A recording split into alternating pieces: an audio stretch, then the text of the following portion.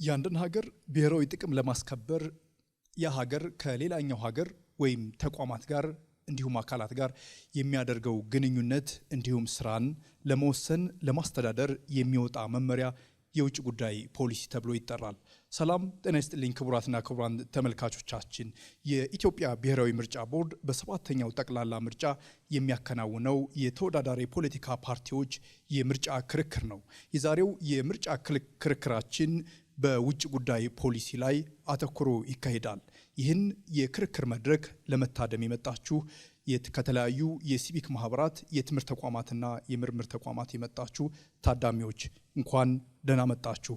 በዚህ በሰባተኛው ጠቅላላ ምርጫ የውጭ ጉዳይ ፖሊሲ ላይ ለመከራከር የመጡ የተለያዩ ፓርቲዎች ከብልጽግና ፓርቲ፣ ከኢትዮጵያ ፌዴራላዊ ዲሞክራሲያዊ አንድነት መድረክ፣ ከአንድ ኢትዮጵያ ዲሞክራሲያዊ ፓርቲ ተወዳዳሪዎች ናቸው። ይሁንና እዚህ እንዲሳተፉ ከተጠሩ የፖለቲካ ፓርቲዎች መካከል የኦጋዴን ብሔራዊ ነፃ አውጪ ግንባር አለመገኘቱን መግለጽ እንወዳለን። አሁን ወደ እጣ ማውጣት ስነ ስርዓቱ እንሸጋገራለን። እጣዎቻቸው የጥያቄ ቅደም ተከተልና የሚቆሙበት ስነ ስርዓት ወይም እጣ ይሆናል ማለት ነው። አንዳንድ ፓርቲዎች የፓርቲ ተወካዮች ወደዚህ መታችሁ እጣውን እንድታወጡልን እጋብዛለሁ።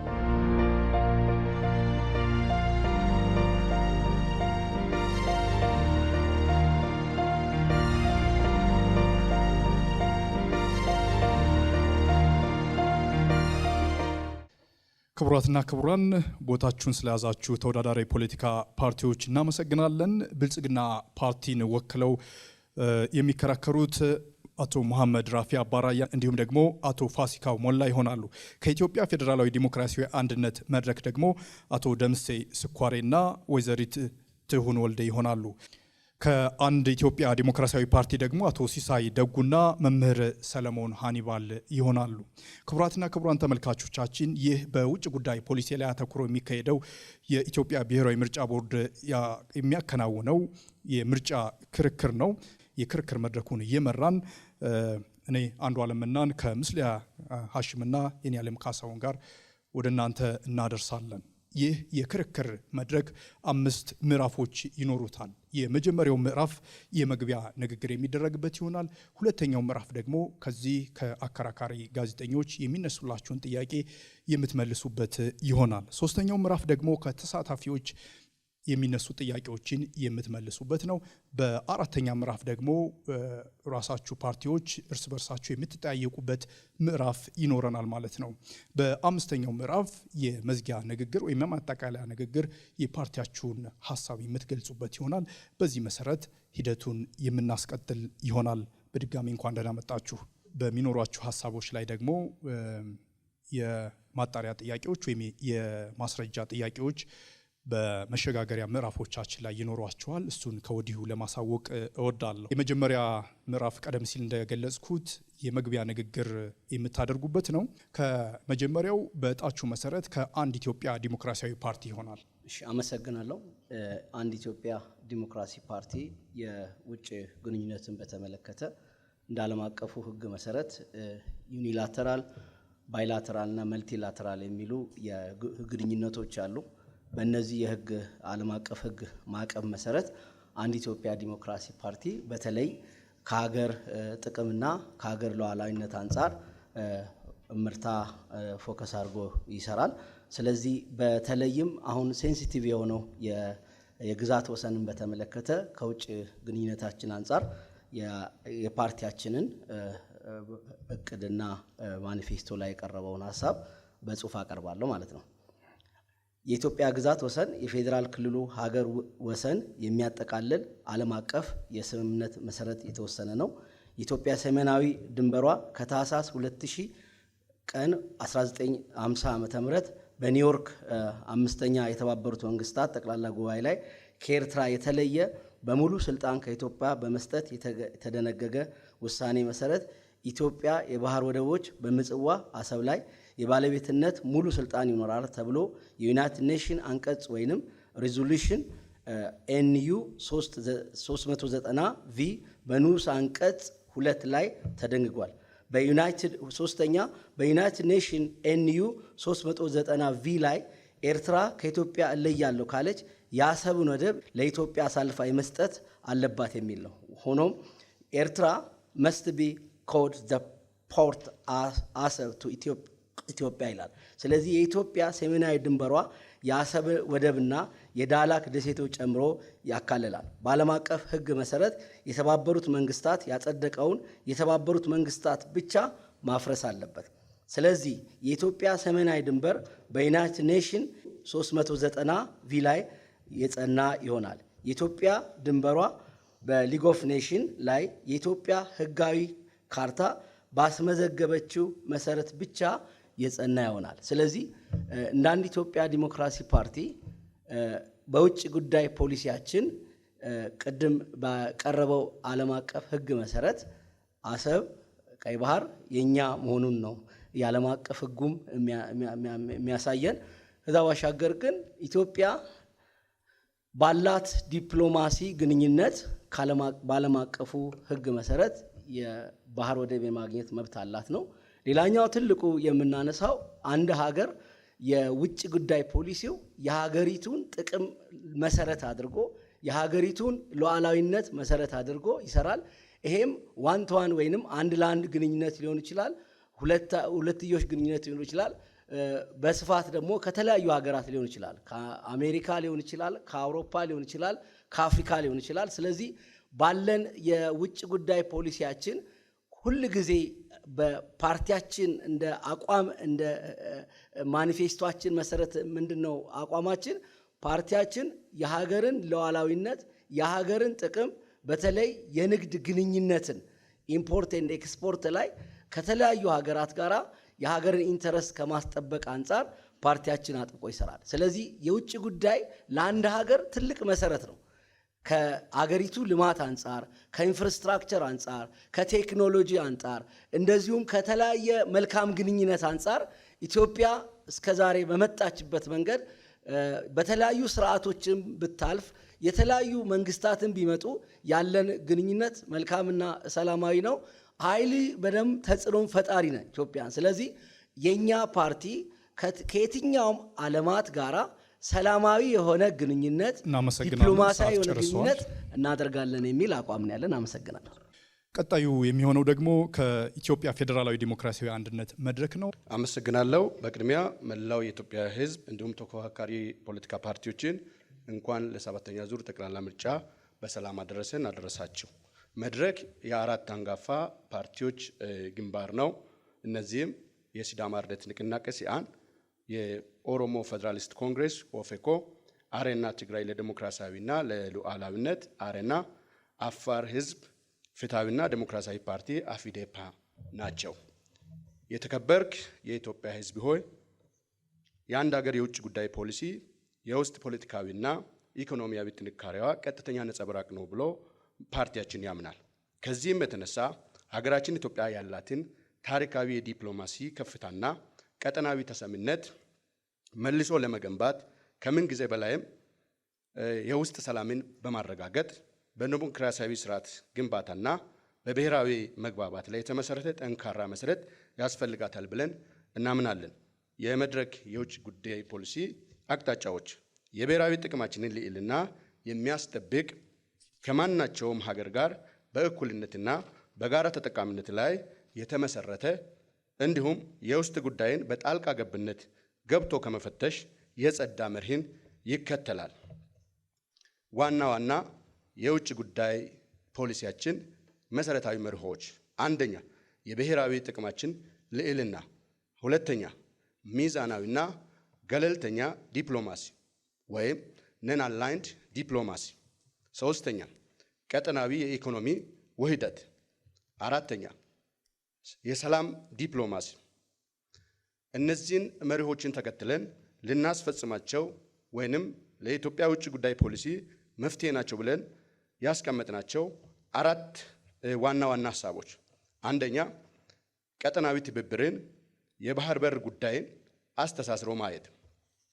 መድረክ የባህር በር ጉዳይ ለኢትዮጵያ የህልውና ጉዳይ መሆኑን ያምናል። ነገር ግን መፍትሄው ጂኦፖለቲካዊ ውጥረትን ከመፍጠር የወጣ ዓለም አቀፍ ህግን በተከተለ መልኩ በጋራ ወደብን የማልማት ወይም ፖርት ጆይንት ቬንቸርንና ቀጠናዊ የኢኮኖሚ ውህደትን መሰረት ያደረገ ስትራቴጂ ይከተላል።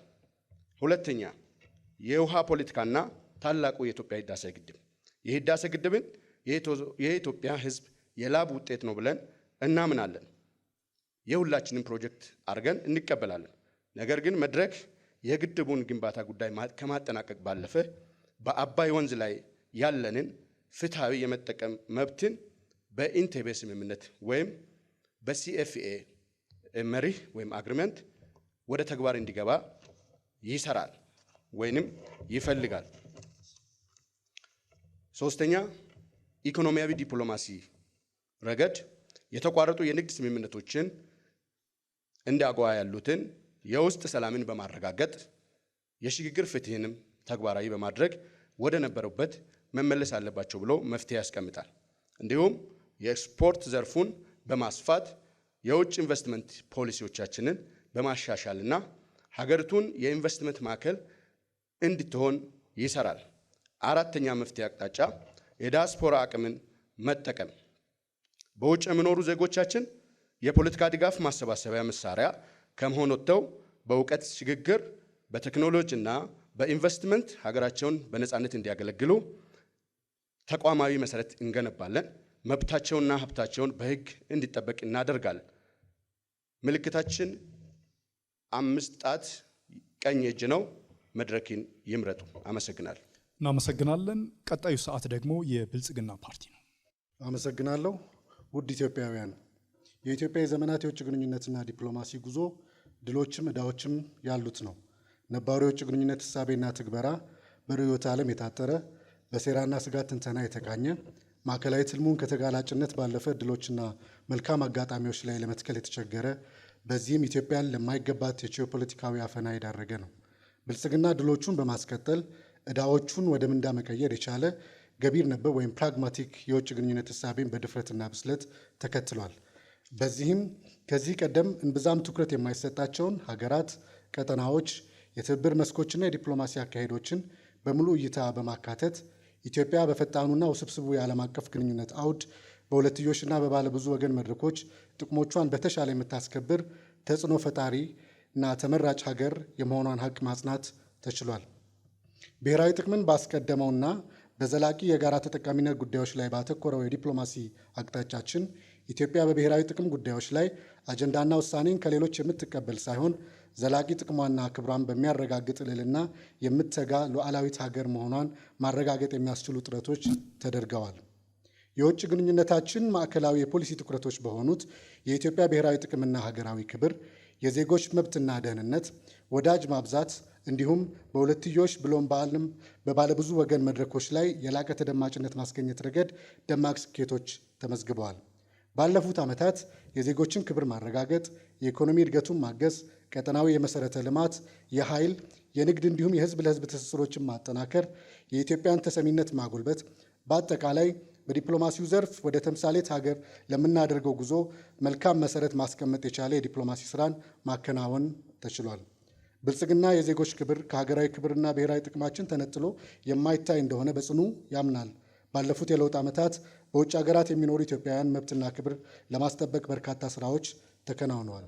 ውድ ኢትዮጵያውያን፣ ኢትዮጵያ ሀገራችን ከስኬቶቿ ምስጢር ለመማር በርካቶች የሚመላለሱባት ከዚህ ቀደም ስሟ ይነሳባቸው የነበሩ አሉታዊ ገጾችን ደማቅ በሆነ የብልጽግና ተምሳሌት መልኮች የቀየረች አይበገሬ ሀገር ናት።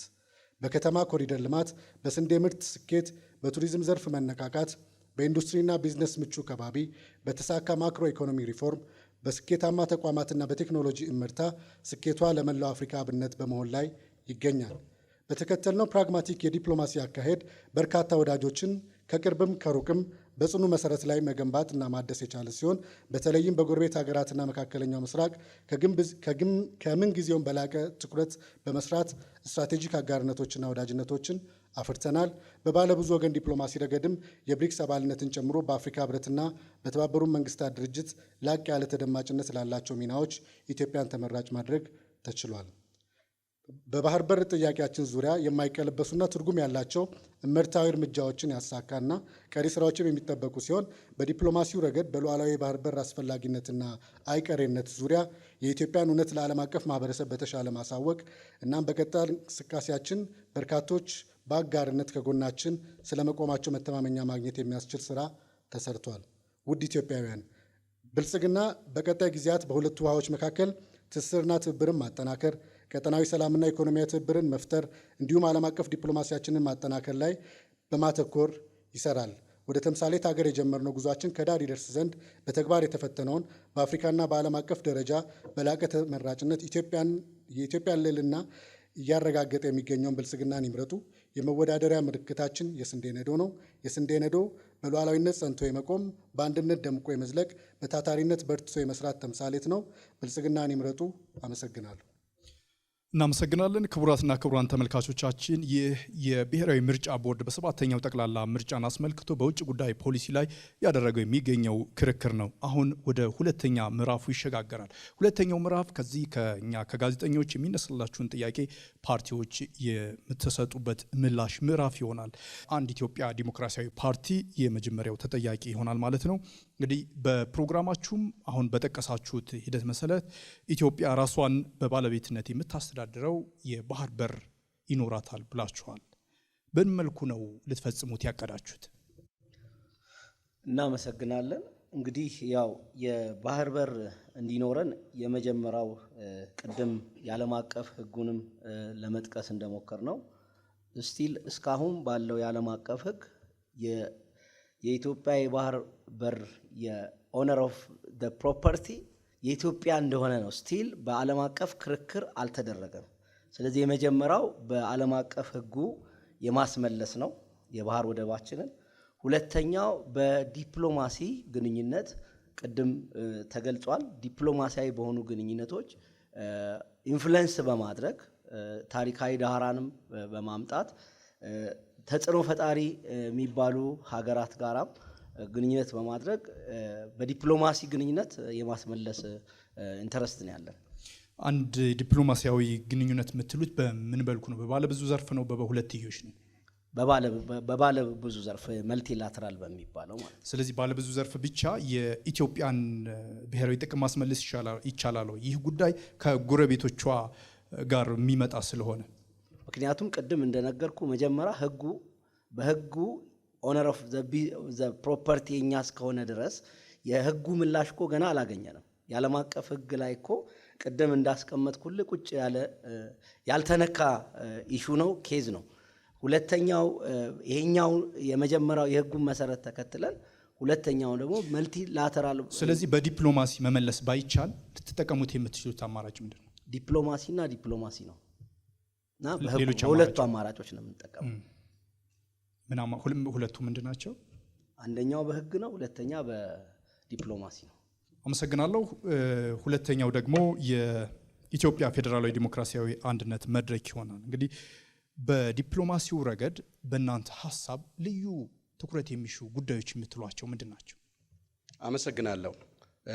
ቅድም በመግቢያ ላይ እንደጠቀስኩት እንደ መፍትሄ አቅጣጫ ብለን ያስቀመጥናቸው ቀጠናዊ ትስስር በዲፕሎማሲ ረገድ በኢትዮጵያ የጎረቤት ሀገራትን በኢኮኖሚ በማስተሳሰር ቀጠናዊ ትስስርን በመፍጠር በዩኒላተራልም በመልቲላተራልም በባይላተራልም ወሳኝ የሆነ ዲፕሎማሲያዊ ግንኙነት መደረግ አለበት ብለን ነው የምናስበው። በንግግሩ በተለይ ገለልተኛ የሆነ የዲፕሎማሲ ስልት እንከተላለን ብላችኋል። በተለይ አሁን ባለው ዓለም አቀፋዊ ሁኔታ አንድ ሀገር ገለልተኛ ብቻ ሆኖ የውጭ ጉዳይ ፖሊሲውን ሊያስፈጽም ይችላል እንዴ?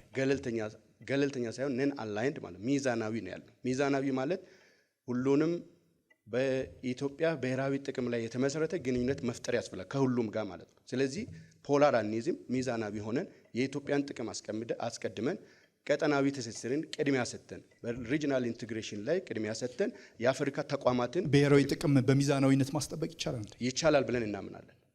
ጥሩ ተችሏል ብለንም እናምናለን። እንዴትሽ? ከዚህ በፊት ብሔራዊ ኢትዮጵያ ብዙውን ጊዜ የምትታወቀው ሚዛናዊ በመሆን ነው። ሚዛናዊ ሆና ነን አላይንድ ዲፕሎማሲ ፖሊሲ ነው የምትከተለው። በዛ ውጤታማ ነበረች፣ ጠንካራ ሀገር ነች። የውስጥ ሰላሟን አስጠብቃ የውስጥ ደህንነቷን አስጠብቃ ከሄደች ጠንካራ ሀገር ነው ሚዛናዊ የሚሆነው የሚባለው። ሚዛናዊ የሚሆነው ነን አላይንድ ከሆነ ወደ አንድ ፖላር ያጋደለ ዲፕሎማሲ ካልተከተለ። ለምሳሌ በንግግሮ ላይ ሌላው ፖርት በማልማት የኢትዮጵያን ጥቅም እናስከብራለን ብላችኋል። ኢትዮጵያ ባለፉት መንግስታት ከአንዱ በስተቀር በተለይ የባህር በርን ለማግኘት ከፍተኛ ትግሎች ተደርገዋል። ይህ ታሪካዊ ጥያቄ ነው። እናንተ ይህን ጉዳይ እንዴት ነው የምትመለከቱት? ፖርት በማልማት ብቻ ይመለሳል? ፖርት አንደኛ በማልማት በቀጠናዊ ትስስር ይመለሳል ብለን እናምናለን። ኢትዮጵያ ደግሞ በታሪካዊ ስህተት ያጣችውን ፖርት በፍጹም ዲፕሎማሲያዊ በሂደትና በሰጥቶ መቀበል መሪ ማስመለስ። ስለዚህ የባህር በር አያስፈልጋትም? ያስፈልጋታል ብለን የመፍትሄ አቅጣጫ ብለን ቀጠናዊ ትብብርና የባህር በር ጉዳይ ዲፕሎማሲ ባይሳካላችሁስ? ዲፕሎማሲያዊ ይሳካል፣ ተሳክቶም አይተናል። ከዚህ ፊት ለምሳሌ ከኤርትራ ጋር የነበረው ለ30 ዓመት የነበረው መቃቃር በአጭር ጊዜ ውስጥ ብልጽግና ወደ ስልጣን በመጣበት በመጀመሪያ ምዕራፍ ላይ ተሳክቷል። አመሰግናለሁ። ሰዓቱን ጨርሰዋል። ቀጣዩ ብልጽግና ፓርቲ ነው የሚሆነው። ብልጽግና ፓርቲ እንግዲህ የባህር በርን ለማግኘት እሰራለሁ ብሏል። በግልጽ የባህር በርን ለማግኘት የሚከተለው ስትራቴጂ ወይም ስልት ምንድን ነው? ብልጽግና የባህር በር ኢትዮጵያ እንድታገኝ በርትቶ ይሰራል፣ እየሰራም ይገኛል። የኢትዮጵያን የባህር በር ጥያቄ ምላሽ ለማስገኘት የምንከተላቸው አካሄዶች በጣም ዘርፈ ብዙ የሆኑ ወቅቱ የሚፈቅዳቸው ፕራግማቲክ የሆኑ የዲፕሎማቲክ አካሄዶችን እንከተላለን። እነዚህ አካሄዶች ከዚህ ጀምሮ ወደዚህ ያልቃሉ፣ እነዚህን አካቷል፣ እነዚህን አላካተተም ብለን መናገር የምንችልበት ጊዜ ላይ አይደለም ያለ ነው። ግን በመድረኩ ላይ ያሉ ወይ ደግሞ ቴብሉ ላይ ያሉ አማራጮች ሰፊ ናቸው። የሁለትዮሽ ውይይቶች ምንድን ናቸው? አንድ ሁለት አሁን ይህን በዋናነት ይዞ የሄደ ነው ለማስመለስና ስለዚህ አማራጭ ብሎ የተቀመጡ ስትራቴጂዎች የሏችሁ ማለት ነው? አሉን እንጂ ስላሉ ነው ይሄን ያህል ገፍተን የመጣ ነው። እነዚህ ስልቶች ዲፕሎማሲ የሚለው የብዙ ስልቶች የብዙ ቱሎች ማዕቀፍ ነው። ስለዚህ 1 2 3 ተብሎ ቅደም ተከተሉ የሚወጣው በጊዜ ሂደቱ ውስጥ የሚገለጹና አሁን ላይም ደግሞ የተከተልናቸው በመጀመሪያ ደረጃ ላይ ይሄ አጀንዳ ከተዳፈነበት ይሄ ጥያቄ ከተረሳበት ማምጣቱ አንዱ ስልት ነው። በሀገር ውስጥ በቀጠናውም ያሉ ህዝቦችና ሀገራት ወዳጅ ሀገራት ስለዚህ ጉዳይ ያላቸውን ስለዚህ ሳትገልጹ ነው ፖሊሲያችሁን የምታስፈጽሙት ማለት ነው? ፖሊሲው ግልጽ ነው። ማኒፌስቶአችንን ላየ ሰው ከዚህ በፊት በተለያየ ጊዜያት መሪዎቻችን ያደረጓቸውን ኮሚኒኬሽኖች ለተከታተለ ሰው ፖሊሲው ግልጽ ነው።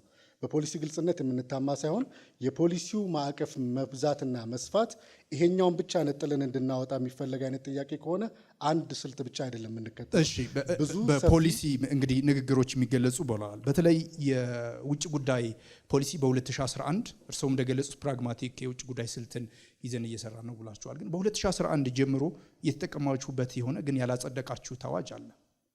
ለምን? አዋጁን በሚመለከት ነው የምገልጽለው ወይስ እየሰራንበት ያለ ፖሊሲ? እየሰራችሁበት ያላችሁት ፖሊሲ። ፖሊሲ ብሎ ማለት አንድ የተሰነደ ጥራዝ ብቻ አይደለም።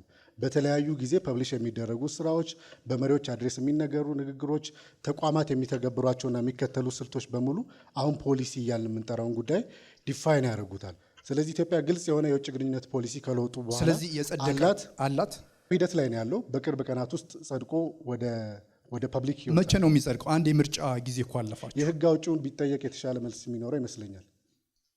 ቀርቦለታል? ኦፍ ኮርስ። አመሰግናለሁ። ክቡራትና ክቡራን ተመልካቾቻችን፣ አሁን ደግሞ ምስልያ ሀሽም ጥያቄ ታቀርባለች። እናመሰግናለን። እሺ፣ አመሰግናለሁ። አንድ ኢትዮጵያ ዴሞክራሲያዊ ፓርቲ ነው የምጠይቀው።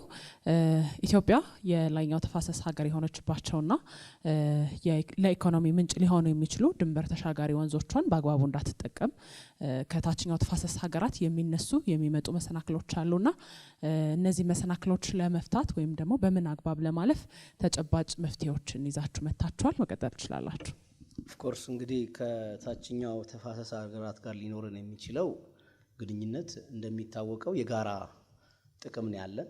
እኛም እነሱን መጠቀም አለባቸው። እኛ ብቻ እንጠቀም የሚል አቋም የለንም። ስለዚህ ከነሱ ጋር ሊኖረን የሚገባ ግንኙነት አንደኛ ሰላማዊ የሆነ ግንኙነት፣ ሁለተኛ የማሳመንና የዲፕሎማሲ ስራ መስራት ይጠበቅብናል። ምክንያቱም እኛ በዘመናት ውስጥ ነው ሳንጠቀም የነበር ነው። አሁን ደግሞ ወደ ጥቅም ላይ ስንመጣ እነሱ የሚያነሷቸውን ኢንፍሉዌንሶች በተቻለ መጠን የዲፕሎማሲ ስራ ትልቁ አቅም እዛ ጋር ነው የሚለካው። ስለዚህ ዲፕሎማቶች፣ የኢንተርናሽናል ሎየሮች፣ የህግ ባለሙያዎች፣ ኤክስፐርቲስ የተለያዩ ባለሙያዎችን ይዘን ከነሱ ጋር የድርድር የዲፕሎማሲ ስራ እንሰራለን የሚል እምነት ነው ያለን። ካሁኑ ምን ይለየዋል? አሁን ካለው የዲፕሎማሲ አፈታት የተለየ አማራጭ አለው ወይ? የተለየ አማራጭ የመጀመሪያው ያው ብልጽግና የሚጠቀመው የራሱ የሆነ አካሄድ አለው፣ የራሱ ሲስተም አለው። ቅድም እንደገለጹልሽ ፕራግማቲክ ነው ብለዋል። እኛ ደግሞ የዓለም አቀፍ ሕጉን መሰረት አድርገን የሚኖረን ግንኙነት በጣም ሰላማዊና ግልጽና በተለይ ኢንተራክት የምናደርግበትን መንገድ ነው የምንፈጥረው። እሺ ቀጣዩ ፓርቲ የሚሆነው የኢትዮጵያ ፌዴራላዊ ዴሞክራሲያዊ አንድነት መድረክ ነው። ኢትዮጵያ የላይኛው ተፋሰስ ሀገር የሆነችባቸውና የኢኮኖሚ ምንጭ ሊሆኑ የሚችሉ ድንበር ተሻጋሪ ወንዞቿን እንዳትጠቀም ከታችኛው ተፋሰስ ሀገራት የሚመጡ መሰናክሎች አሉና እነዚህን ለመፍታት ምን አይነት ተጨባጭ መፍትሄዎችን ይዛችሁ መጥታችኋል?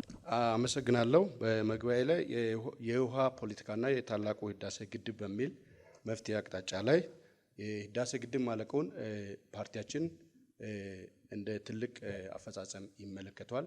ነገር ግን ይህ የውሃ ፕሮጀክት የቀጠናዊ ውጥረት መነሻ መሆን የለበትም ብሎ ስለሚያምን ለዚህ ደግሞ መፍትሄ ብሎ ያስቀመጠው ዊን ዊን አፕሮች የተከተለ ኮኦፕሬሽን ፍሬምወርክ አግሪመንት የሚል በኢንቴቤ ላይ የተደረገ ስምምነት 10 ሀገራት አንድ ላይ የተወያዩትና ሁለቱ የግብጽና ሱዳን አክሰፕት ያላረጉት ሌሎቹ አክሰፕት ያደረጉት አግሪመንትን ወደ ኢንፎርስመንት ማምጣት አለብን በዲፕሎማሲያዊ ሂደት ብለን ቁልጭ አድርገን አስቀምጠናል። ይህ ተግባራዊ ሲሆን ሁሉንም ሀገራት ኮኦፕሬቲቭ ፍሬምወርክ አግሪመንትን የታችኛው ተፋሰስ ሀገራት አይቀበሉትምና እንዴት አድርጋችሁ ነው ይሄንን በዲፕሎማሲያዊ ሂደት ዊን ስላላችሁ ማለት ነው? በዲፕሎማሲያዊ ሂደት ይቀበላሉ ብለን እናምናል። ምክንያቱም እነሱንም የማይጎዳ ካልተቀበሉት ይቀበላሉ ብለን እኛ ብንመረጥ ይህንን እንዲቀበሉ ፍጹም ዲፕሎማሲያዊ ሂደት ሄደን እንሰራለን ማለት ነው። ሂደቱን መጥቀስ ይቻላል? ምናልባት የተለየ ሂደት ካለው ይሄን ተከተለ ዊን ዊን አፕሮችን ነው ሁሉንም ሀገራት ተጠቃሚ የሚያደርግ በድንበር ተሻጋሪ ወንዞች ላይ ያላቸውን ተጠቃሚነት በፍሬምወርኩ ላይ ጥናት እየተደረገ ቼክ እየተደረገ የሚጠቀሙበት አሁን ካለው የተለየ ምን አይነት ዊን ዊን አፕሮች ነው የምትጠቀሙት? አሁን ውጥረት ነክሶ ነው የምናየው። የውስጥ ሰላማችን በእነሱ አለመስማማት እየተፈጠረ ነው ብለን ስለምናስብ ይሄንን በፍጹም ዲፕሎማሲያዊ ሂደት ቀጠናዊ ሰላምን በማረጋገጥ እንሄዳለን ብለን አስቀምጠናል በፖሊሲያችን ማለት ነው። ቀጣዩ ጥያቄ የሚሆነው ለብልጽግና ነው። ኢትዮጵያ አሁን ባለችበት ሁኔታ የላይኛው ተፋሰስ ሀገር የሆነችባቸውን ለኢኮኖሚ ምንጭ ሊሆኑ የሚችሉ የድንበር ተሻጋሪ ወንዞቿን በአግባቡ እንዳትጠቀም ከታችኛው ተፋሰስ የሚመጡ መሰናክሎች አሉ። እንዴት ነው ያለፋችኋቸው? ምናልባት ደግሞ ተመርጣችሁም ስልጣን ብትይዙ ምን የተለየ አማራጭ እነዚህን ችግሮች ለመፍታት ምን የተለየ አማራጭና ፖሊሲዎች ይዛችሁ ትመጣላችሁ? እሺ አመሰግናለሁ።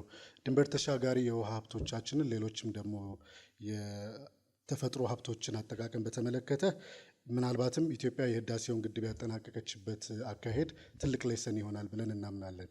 የአፍሪካ ላይ ያሉ ሀገራት በተለይ ደግሞ ኢትዮጵያ ያሏትን ሀብቶች በአግባቡ እንዳትጠቀም በርካታ መሰናክሎች አሉ። ከነዚህ ውስጥ በተለይ ደግሞ የተጠቀሱት ድንበር ተሻጋሪ ወንዞችን በተመለከተ የቅኝ ግዛት ውሎች አሁንም ድረስ አሳሪ ሆነው እንዲቀጥሉ ፍላጎት ያላቸው አካላት አሉ። ስለዚህ እነዚህ ፍላጎት ያላቸው አካላት ፍላጎታቸው ላይመለስ መዘጋቱን የህዳሴው ግድብ በስኬት መጠናቀቁ ትልቅ ያበሰረ ብስራት ነው። ሌሎች ደግሞ ያሉንን ሀብቶች በጋራ ተጠቃሚነት መንፈስ ስንጠቀም ኢትዮጵያ ሁሉም ድንበር ተሻጋሪ ሀብቶቿ ላይ ያላት እሴት ለብቻ ይጠቀማለሁ የሚል ራስ ወዳድነት ሳይሆን በጋራ ተጠቃሚነት መንፈስ ሌሎችንም ተፋሰሱ ላይ ያሉ የታችኛው ተፋሰስ ሀገራት አሁን እየሄደ ያለው የሶስትዮሽ ስምምነት ወጥተዋል። እንዲሁም ደግሞ ኮኦፕሬቲቭ ፍሬምወርክ አግሪመንትንም አይቀበሉም እና ይሄ ባለበት ሁኔታ እንዴት ነው ልታስማሙ ያሰባችሁት? በነገራችን ላይ ስለ አንድ የውሃ ሲስተም ስናወራ በዛ ሲስተም ላይ ወሳኝነት ሚና ያላቸው በአንዱ ተፋሰስ በኩል ያሉ ኃይላት ወይ ደግሞ ሀገራት ብቻ አይደሉም።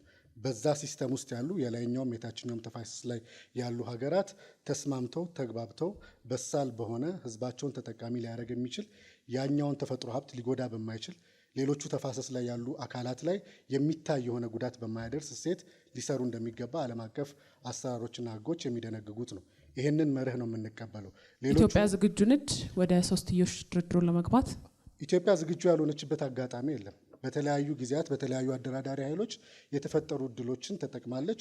እነዚህ ውይይቶቹ ላይ ድርድሮቹ ላይ አንገባም ሌላ ጊዜ የተለያዩ ምክንያቶችን ሲያቀርቡ ሲወጡ የነበሩ አካላትም ከሚጠቅሷቸው ቴክኒካል የሆኑ ምክንያቶች ባሻገር የተደበቁ ፖለቲካዊ ፍላጎቶች ያሏቸው መሆኑን አሁን ዓለም በአግባቡ የተረዳበት ጊዜ ላይ ያለን ይመስለናል። ስለዚህ ኢትዮጵያ ፍላጎት ያላሳየችበት ጊዜ እንደሚባለውም ደግሞ በብቸኝነት ዩኒላተራል በሆነ መልኩ በማን አለበኝነት የገባችባቸው ስራዎች የሉም። ሌሎች በዚህ ማዕቀፍ ውስጥ ሊስማሙ የሚችሉ ሀገራትን ያልተቆጠበ የዲፕሎማሲ ስራና የማስማማት የማግባባት ስራዎች አሁንም ላይ እንደቀጠሉ ነው ያሉት። ሰዓት አልቋል። እናመሰግናለን። ወደ ቀጣዩ ጥያቄ እናልፋለን። ቀጣዩ ጥያቄያችን ደግሞ ጋዜጠኛ ይህነዓለም ካሳሁን ነች።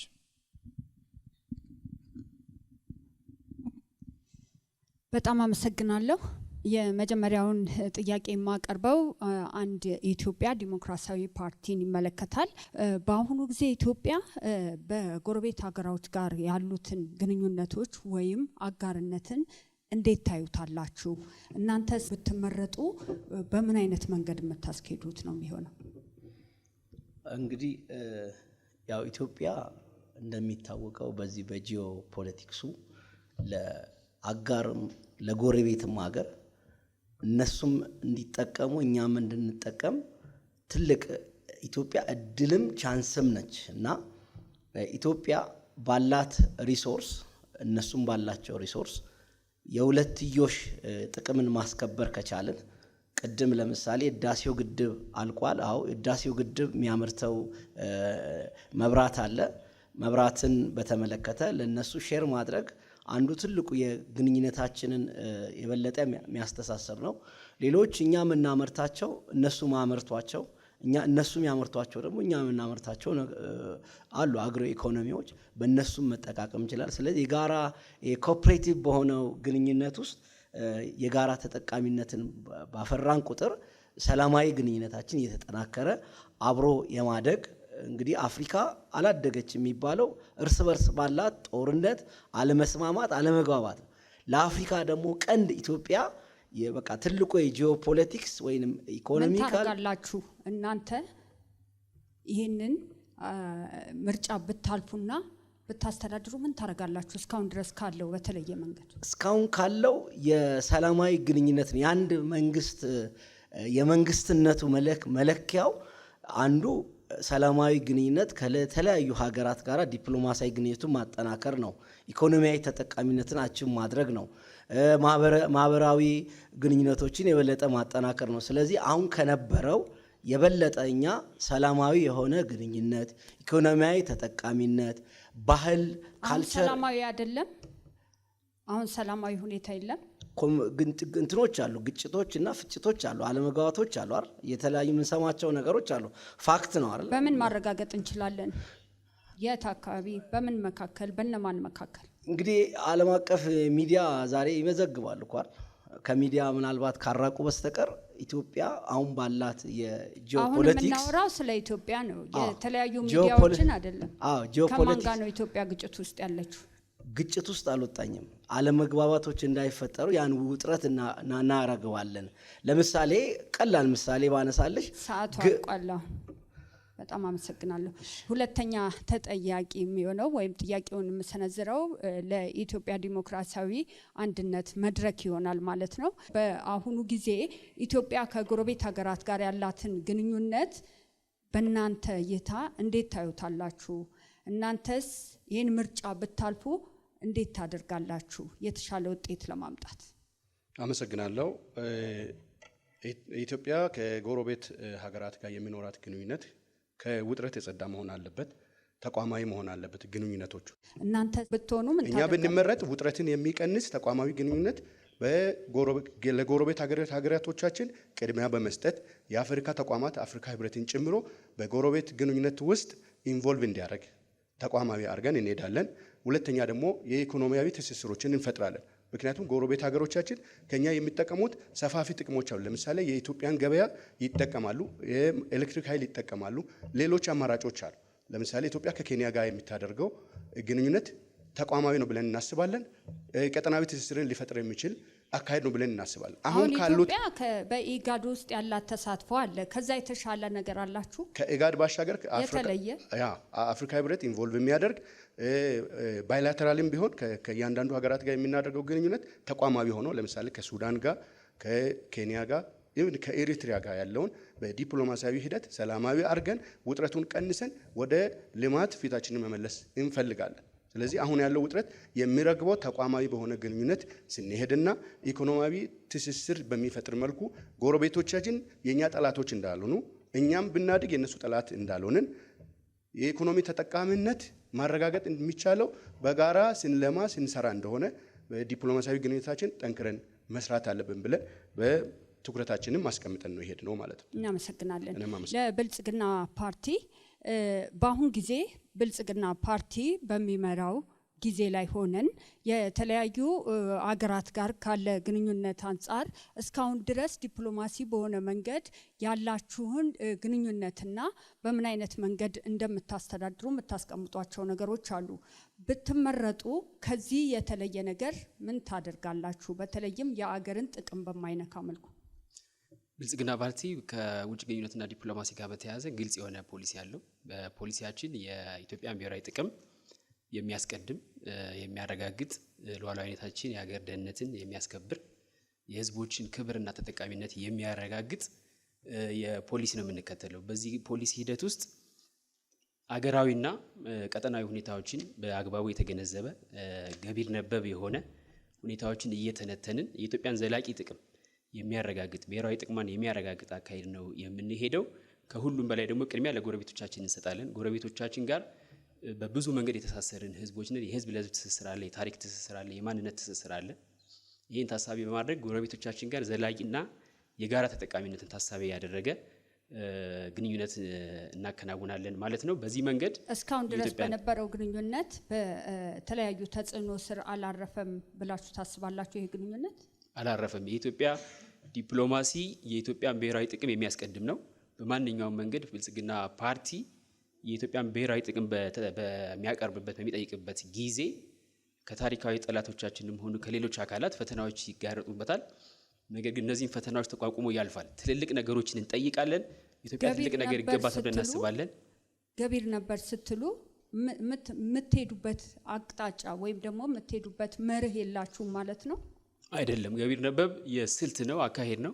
የኛ አቅጣጫ የኢትዮጵያ ብሔራዊ ጥቅም የኢትዮጵያ ሕዝቦች ተጠቃሚነትና ክብርን ማዕከል ያደረገ ነው። ነገር ግን በዚህ ተለዋዋጭ በሆነ ዓለም አሁን ዓለም በፍጥነት የተለዋወጠ ያለበት ሁኔታ ነው ያለው። የዓለም ስርዓት ተቀይሯል።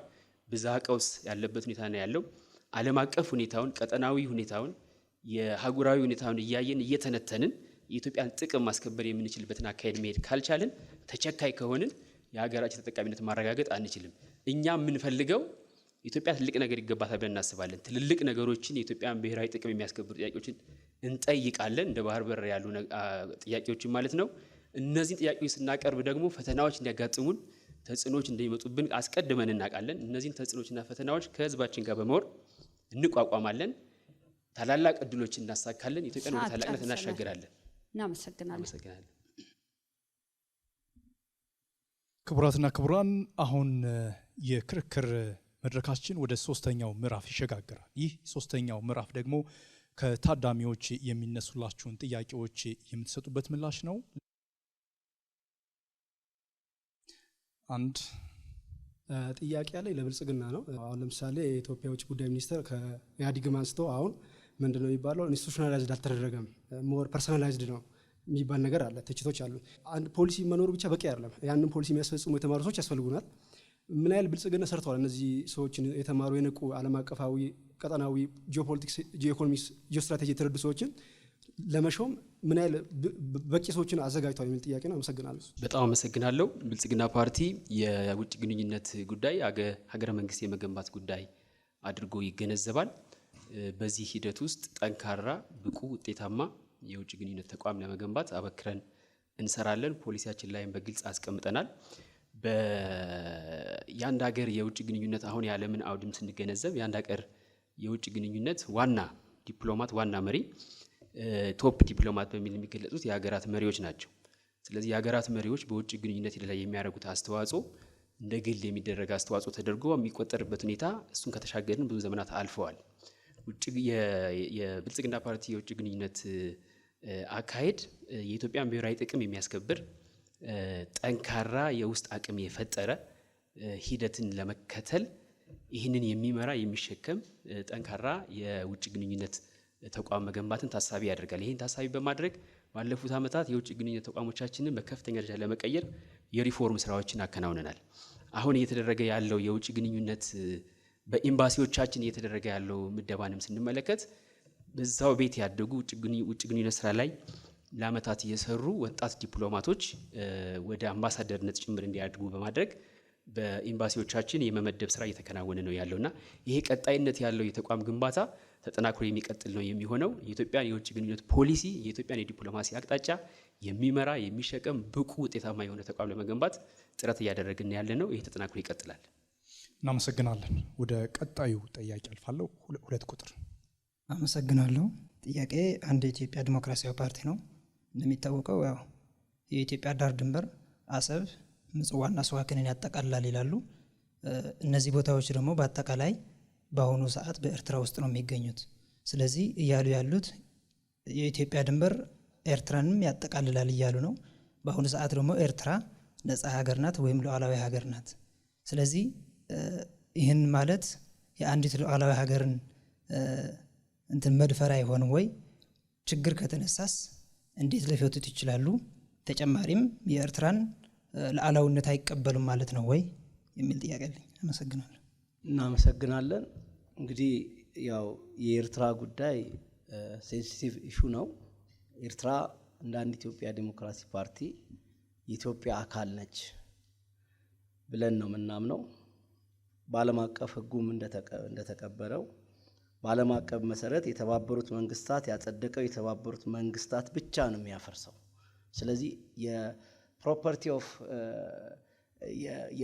የአሰብ ወይንም የባህር ወደባችን የኛ ለመሆኑ የዓለም አቀፍ ሕጉ እስካላፈረሰ ድረስ ስቲል አሁንም የኛ ነው ማለት ነው። ስለዚህ የኤርትራ መገንጠል ወይም የኤርትራ ሉዓላዊነት ሆኖ ወደ ሌላ ኢሹ ውስጥ ሄደው ኢንቴንሽናሊ የኤርትራም ህዝብ ፍላጎት አይደለም፣ የኢትዮጵያ ህዝብም ፍላጎት አይደለም።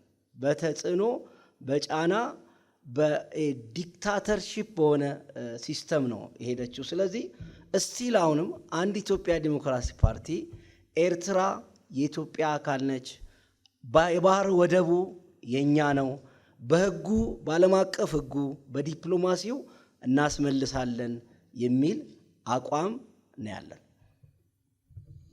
ወደ ቀጣይ ጥያቄ እናልፋለን። 3 ቁጥር።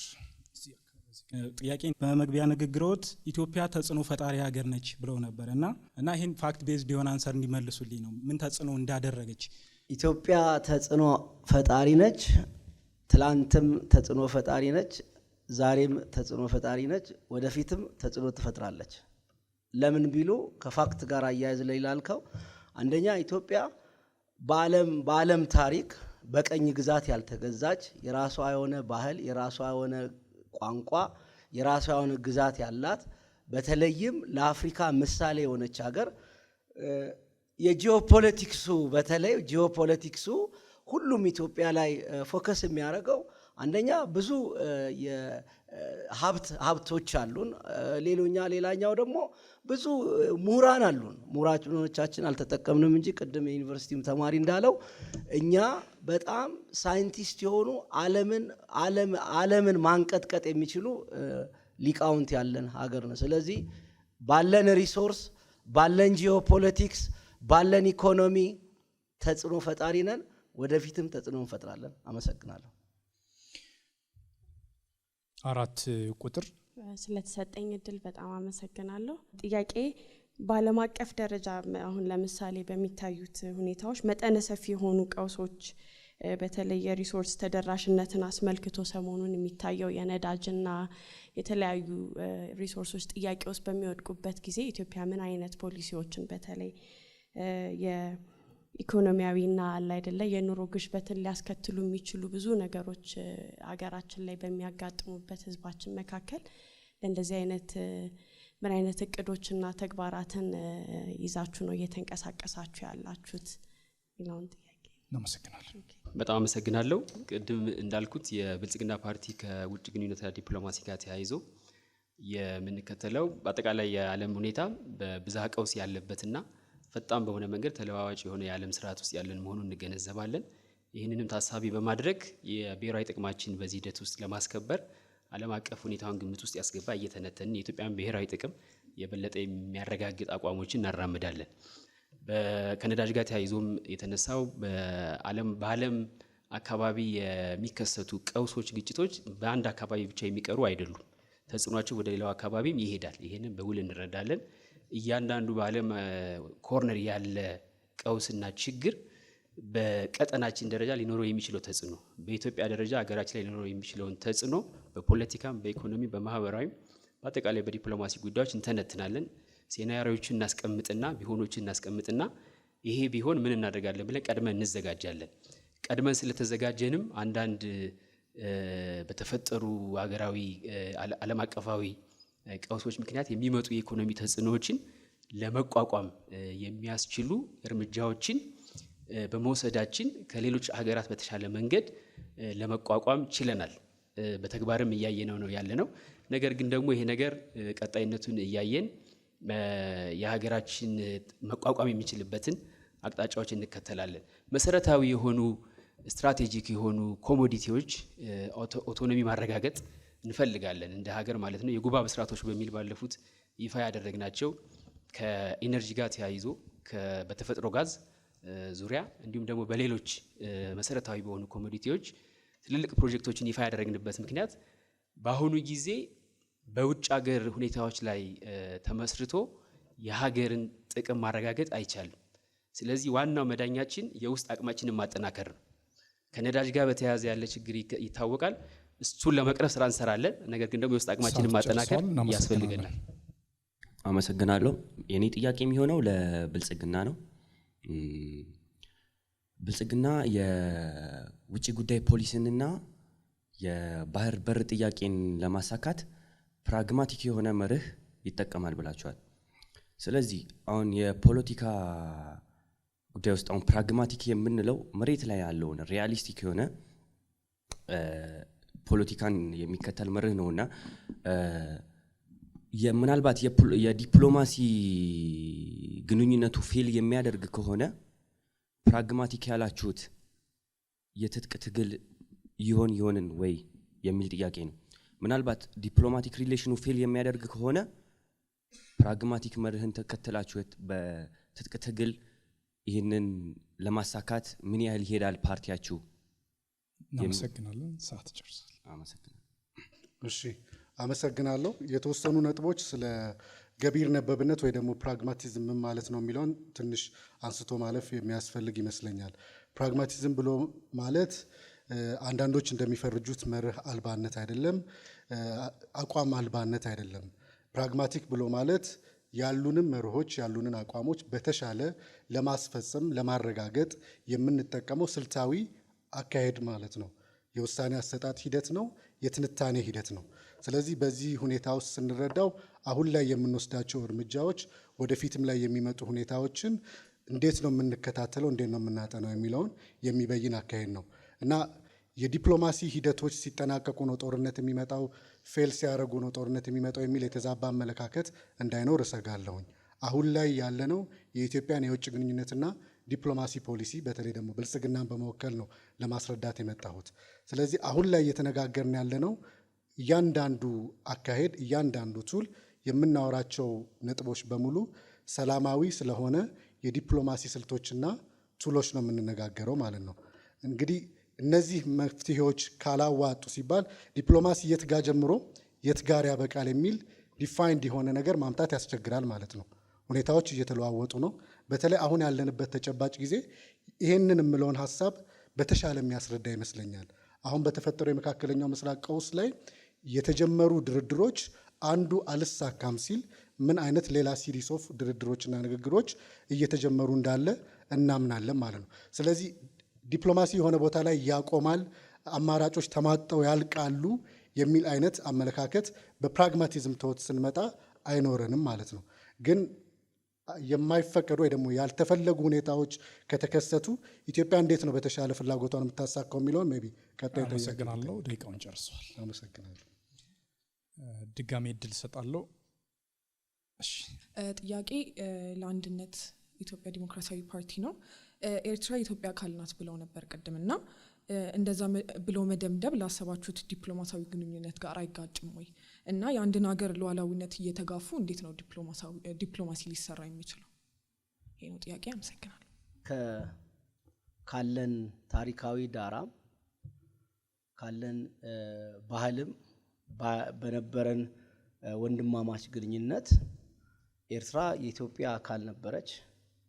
በሆነ አካላቶች ወይንም ለሀገር በማያስቡ የሁለቱን ሀገራት ባህልና ወግ፣ ቋንቋ፣ ስርዓት የተጋባ የተዛመደን ማህበረሰብ ዴሊብሬትሊ ታስበውበት አይደለም ኤርትራ ወደ ብቻዋን ሉዓላዊነት እንድትደረግ የተደረገው። ስለዚህ ኮንስፓይሬሲ አለ፣ ሴራ አለ፣ ደባ አለ። ያ ደባ አሁን እኛ በምንከተለው የዓለም አቀፍ ህግ መሰረት ምናልባት ዩናይትድ ኔሽን 390 ቪ አንቀጽ 2 ላይ በንዑስ አንቀጽ 2 ላይ ያለውን በደንብ ሪፈር ብታረጊ ስቲል አሁንም ኢትዮጵያ የባህር ወደብም አላት። ከታሪክ መነሻችንም ደግሞ ስናይ የኢትዮጵያና የኤርትራ ህዝብ እኮ አንድ ማህበረሰብ የነበሩ ናቸው። ስለዚህ ታሪካዊ ስህተት ተሰርቷል። አዎ ያ ታሪካዊ ስህተትን እናስተካክላለን ነው እንጂ የኤርትራ ህዝብ ፈልጎ ባርነትና ነፃነት ተብሎ ከኢትዮጵያ ጋር የነበረን ማህበረሰብ ነው ዲታች የተደረገው። ከዛ አንጻር ነው የምናየው። አመሰግናለሁ። ጥያቄ ለብልጽግና ፓርቲ ነው። ኢትዮጵያ በዓለም አቀፍ መድረኮችና ተቋማት ወይም ኢንስቲትዩሽኖች በተለይም በአፍሪካ ህብረት ላይ ያላትን ተጽዕኖና ተሰሚነት ለማሳደግ ምን ስራዎች እየተሰሩ ነው? ምክንያቱም መስራች ሀገር በመሆኗ ኢትዮጵያ ተሰሚነትና ተጽዕኖ ሊኖራት ይገባል ብለን እናምናለን። ስለዚህም እየተሰሩ ያሉ ስራዎችን በዝርዝር ቢነግሩን እናመሰግናለን። አመሰግናለሁ። ኢትዮጵያ ካሏት የውጭ ግንኙነትና ዲፕሎማሲ እድሎች እንዲሁም ደግሞ ትልልቅ ትሩፋት የሆኑ ታሪካዊ አጋጣሚዎች መካከል አንዱ የአፍሪካ አንድነት ድርጅት ወይ ደግሞ አሁን የአፍሪካ ህብረትን በመስራችነት መመስረቷ ነው። ከዛም ባሻገር ደግሞ የህብረቱ መቀመጫ መሆኗ ትልቅ የሆነ ትርጉም ያለው ነው። ይሄ የአፍሪካ ህብረት መስራችነት እንዲሁም ደግሞ የመቀመጫው ማዕከል ብሎ ማለት ወደሚጨበጥ ዲፕሎማሲያዊ አቅምነት ሊቀየር ይገባል ብለን እናምናለን። አሁን ላይም ደግሞ ኢትዮጵያ የተያያዘቻቸው በርካታ የአፍሪካን የአየር ንብረት ለውጥ አጀንዳዎች፣ ሌሎችም ደግሞ የሉዓላዊነት የቴክኖሎጂ ሽግግር አጀንዳዎችን በመሪነት ለማቀንቀን የሚደረጉ ጥረቶች በዚህ አህጉር አቀፍ ተቋም ውስጥ ያለንን ሚና ተደማጭነት ከማስፋት አንጻር የምንሰራቸው ስራዎች ናቸው። ሌሎች ደግሞ በምርምር ተቋማቶቻችንና ትምህርት ተቋማቶቻችን የሚደረጉ ቅድም ባልደረባዬ እያነሱት የነበረው አዲሱ የዲፕሎማቶች ትውልድ በምን አይነት መልኩ ነው ፓን አፍሪካኒዝምን የሚረዳው፣ ኢትዮጵያ በአፍሪካ ላይ ያላትን ሚና በምን አይነት መልኩ ነው በጉልህ እንድትወጣ ሊረዳ የሚችለው የሚለውን የተለያዩ የውይይት መድረኮችን እንዲሁም ደግሞ ዲፕሎማቶቻችንን ስናሰለጥን አንዱ ማዕከላዊ ነጥብ ፓን አፍሪካኒዝም ወይ ደግሞ የአፍሪካን ፖለቲካ የአፍሪካን አውድ ኢትዮጵያ በተሻለ ቀዳሚነት እንዴት ልትወጣ ትችላለች የሚሉ ጉዳዮች ላይ ያውጠነጠኑ ናቸው። ሌሎቹ ኢትዮጵያ በአፍሪካ ያላትን የተጽዕኖ አድማስ ሊያሰፉ የሚችሉ ቅድም በመግቢያ ንግግሬ ላይ ያነሷቸው በተለያየ ዘርፍ የታዩት እምርታዎች በስንዴ ልማት፣ በከተማ ልማት፣ በቴክኖሎጂና በሰው ሰራሽ አስተውሎት ኢትዮጵያ የቀዳሚነት ሚና እየተወጣች ነው ብለን ስንል ከዚህ በፊት በነበሩ የነፃነት ትግሎች ላይ በዚህ በፊት የነበሩ የዲሞክራሲ ስርዓት ግንባታ ላይ የነበራትን የቀዳሚነት ሚና አሁንም ዘመኑ በሚጠይቀው መልኩ ከፊት ሆና መምራት ትችላለች የሚለውን አቅም በተጨባጭ ያሳየ ነው። ስለዚህ በተቋማት ውስጥ ካለ ተጨባጭ አቅም ባሻገር እንደ ሀገር ያለንን ሀገራዊ አቅምና ተደማጭነት ማስፋት አፍሪካ ህብረት ላይ ያለንን ሚና ያጎለብታል። ሰዓት አልቆ እናመሰግናለን። ድል የሰጠው 3 ቁጥር አመሰግናለሁ። የማቀርበው ጥያቄ ለብልጽግና ነው። እንግዲህ የአክሰስ ቱ ዘሲን ጉዳይ የትውልዱ አጀንዳ ለማድረግ ብልጽግና የሄደበት መንገድ ያስመሰግነው ማመስገን እፈልጋለሁ። ከዛ ጋር ተያይዞ ላለፉት ረጅም ዓመታት የናይል ቤዚን ኢኒሼቲቭ የታችኛው ተፋሳሽ ሀገራትን ጨምሮ ድርድር ሲካሄድ ነበረ። ያን ድርድር 5 ሀገራት በፓርላማዎች አጽድቀውታል። የናይል ኮሚሽን ወደ ስራ ለማስገባት ብልጽግና እስካሁን ሲሰራ ቆይቷል። ድጋሚ መመረጥ እድል ቢያገኝም ወደ ስራ ለማስገባት ምን ያህል ቁርጠኛ ነው ለማለት ነው። አመሰግናለሁ። የጠያቂው ጥያቄ ኢትዮጵያ ያላትን ኮሚትመንት ወይ ደግሞ ብልጽግና ስለ አባይ ያለውን ኮሚትመንት ኩዌስችን ከማድረግ ሳይሆን ፈርዘር ጥያቄዎችን ወይ ደግሞ መረጃዎችን ከመለዋወጥ አንጻር እንደሆነ በመረዳት ነው የምመልሰው። ኢትዮጵያ በድንበር ተሻጋሪ ወንዞች በተለይ ደግሞ አባይ አጠቃቀም ላይ በተመለከተ ያላትን መርህ ቅድም ማንሳት ሞክራለሁ። አሁንም ደግሞ የሚቻል ይመስለኛል። ኢትዮጵያ አባይን በተመለከተ ጽኑ ያለን አቋም በተፋሰሱ ካሉት ሀገራት ጋር በላይኛውም በታችኛውም ካሉት ሀገራት ጋር በጋራ ተጠቃሚነት መንፈስ ይሄንን ትልቅ የሆነ ሀብት የመጠቀም እሴትን የምትከተል ነው የሚሆነው። በእነዚህ ኢኒሼቲቮች ውስጥ ግን ቅድም ያነሳሁት ድብቅ የሆኑ ሳይሆን በግልጽ የሚሰሩ ፖለቲካዎች፣ ደባዎች አሉ። ኢትዮጵያን ለብቻዋ ለማስቀረት በእነዚህ ኢኒሼቲቮች ውስጥ በእነዚህ ስምምነቶች ውስጥ ቀድመው እውቅና የሰጡና ፍላጎታቸውን ያሳዩ ሀገራትን ሳይቀር ዊዝድሮው እንዲያደርጉ እንዲወጡ የሚደረጉ ጥረቶች ግልጽ ናቸው። ይሄ ግን ያልተቋረጠ የኢትዮጵያን ዲፕሎማሲ ጥረት እንደሚጠይቅ እናምናለን። አሁንም በውጭ ጉዳይ መስሪያ ቤቱ ብቻ ሳይሆን በሌሎች በፐብሊክ ዲፕሎማሲ አማራጮች መሪ ለመሪ በሚደረጉ ግንኙነቶችና ውይይቶች የምናደርጋቸው ጥረቶች ተጠናክረው ይቀጥላሉ።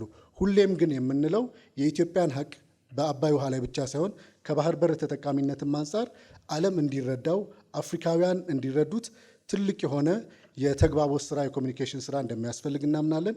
ይሄ ጉዳይ የአንድ ስርዓት የአንድ ፓርቲ ስራ ብቻ አይደለም። ህዝቦች እንደ ዜጋ ሊሰሩበት በየደረሱበት አጋጣሚ በሙሉ ሊጽፉ ሊነጋገሩበት የሚገባ የሀገር ተጠቃሚነት የትውልድ ቀጣይነትን የሚያረጋግጥ ጥያቄ ነው ብለን እናምናለን። ስለዚህ የቤት ስራው ለብልጽግና ብቻ የሚተው አይደለም። አሰላሳዮች ስለዚህ ጉዳይ መጻፍ ይኖርባቸዋል። ምሁራን በዚህ ጉዳይ ላይ ሊመራመሩ ይገባሉ። የሲቪክ ተቋማት ይሄኛውን የኢትዮጵያ ፍላጎት በተሻለ መልኩ የሚያስተጋቡ ግንኙነቶችን፣ ስትራቴጂዎችን ቀርጸው ሊንቀሳቀሱ ይገባል። ጉዳዩ ከብልጽግና ከአንድ ፓርቲ ባሻገር የኢትዮጵያ ተጠቃሚነት ስለሆነ። አመሰግናለሁ። ጥያቄ የሆነው ለኢትዮጵያ ፌዴራላዊ ዲሞክራሲያዊ ንቅናቄ ይሆናል ማለት ነው። እናም በቅድም ባሉት እኛ የነን አላይን ፖሊሲ ነው የምንከተለው ብላችኋል። እናም አሁን በምናውቀው ሁኔታ ማለት ነው አገራችን ዓለም ሁላ ማለት ነው ከባይፖላር ወደ መልቲፖላር ሲስተም ተሸጋግራለች። ሁለት ነገር የለም። እናም ኢትዮጵያ በሆርን ኦፍ አፍሪካም በኢስት አፍሪካም እንደሚታወቀው ኖርዝ ኢስት ዋተር ታወር ኦፍ አፍሪካ ትባላለች። እናም ትልቅ የወተር ኃይል የውሃ ኃይል እያለን ማለት ነው በፊውቸር ማለት ነው ከኢነርጂ ማለት ነው ወደ ወተር ፓወር ነው የሚሸጋገረው ኮንፍሊክቱ ማለት ነው።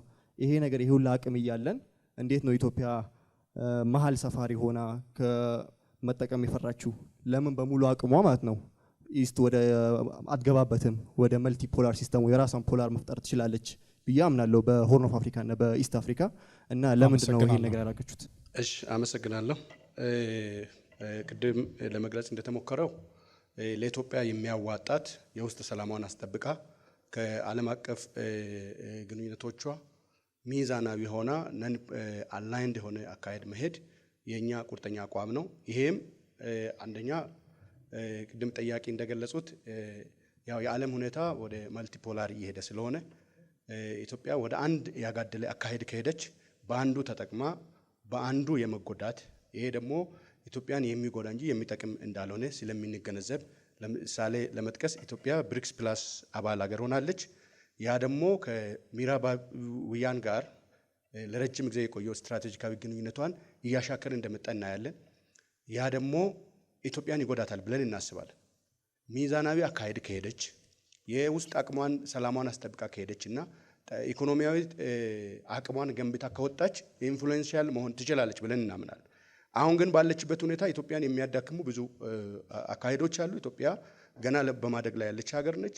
በዚህ ሰዓት ሚዛናዊ ሆና ካልሄደች ያለውን ቀጠናዊ ችግርም ቅድም እንደተባለው ጂኦፖለቲክሱንም አንድ ላይ ትሸከማለች ብለን ስለማናስብ ሚዛናዊ የሆነ ወደ አንዱ ያላጋደለ የኢትዮጵያን ብሔራዊ ጥቅም የሚያስቀድምና ኢኮኖሚያዊ ትስስርን ቅድሚያ የሰጠ በተለይ ለጎረቤት ሀገራት ቅድሚያ የሰጠ ዲፕሎማሲ ያስፈልጋታል ብለን ነው የምናስበው ማለት ነው። አመሰግናለን።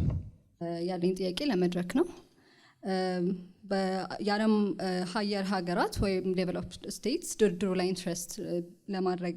ኢንትረስት ቢኖራቸው ኢንቮልቭ ለማድረግ ምላሾት ምንድን ነው የሚሆነው እና ፖሊሶት ላይ ያለው ምንድን ነው? አመሰግናለሁ።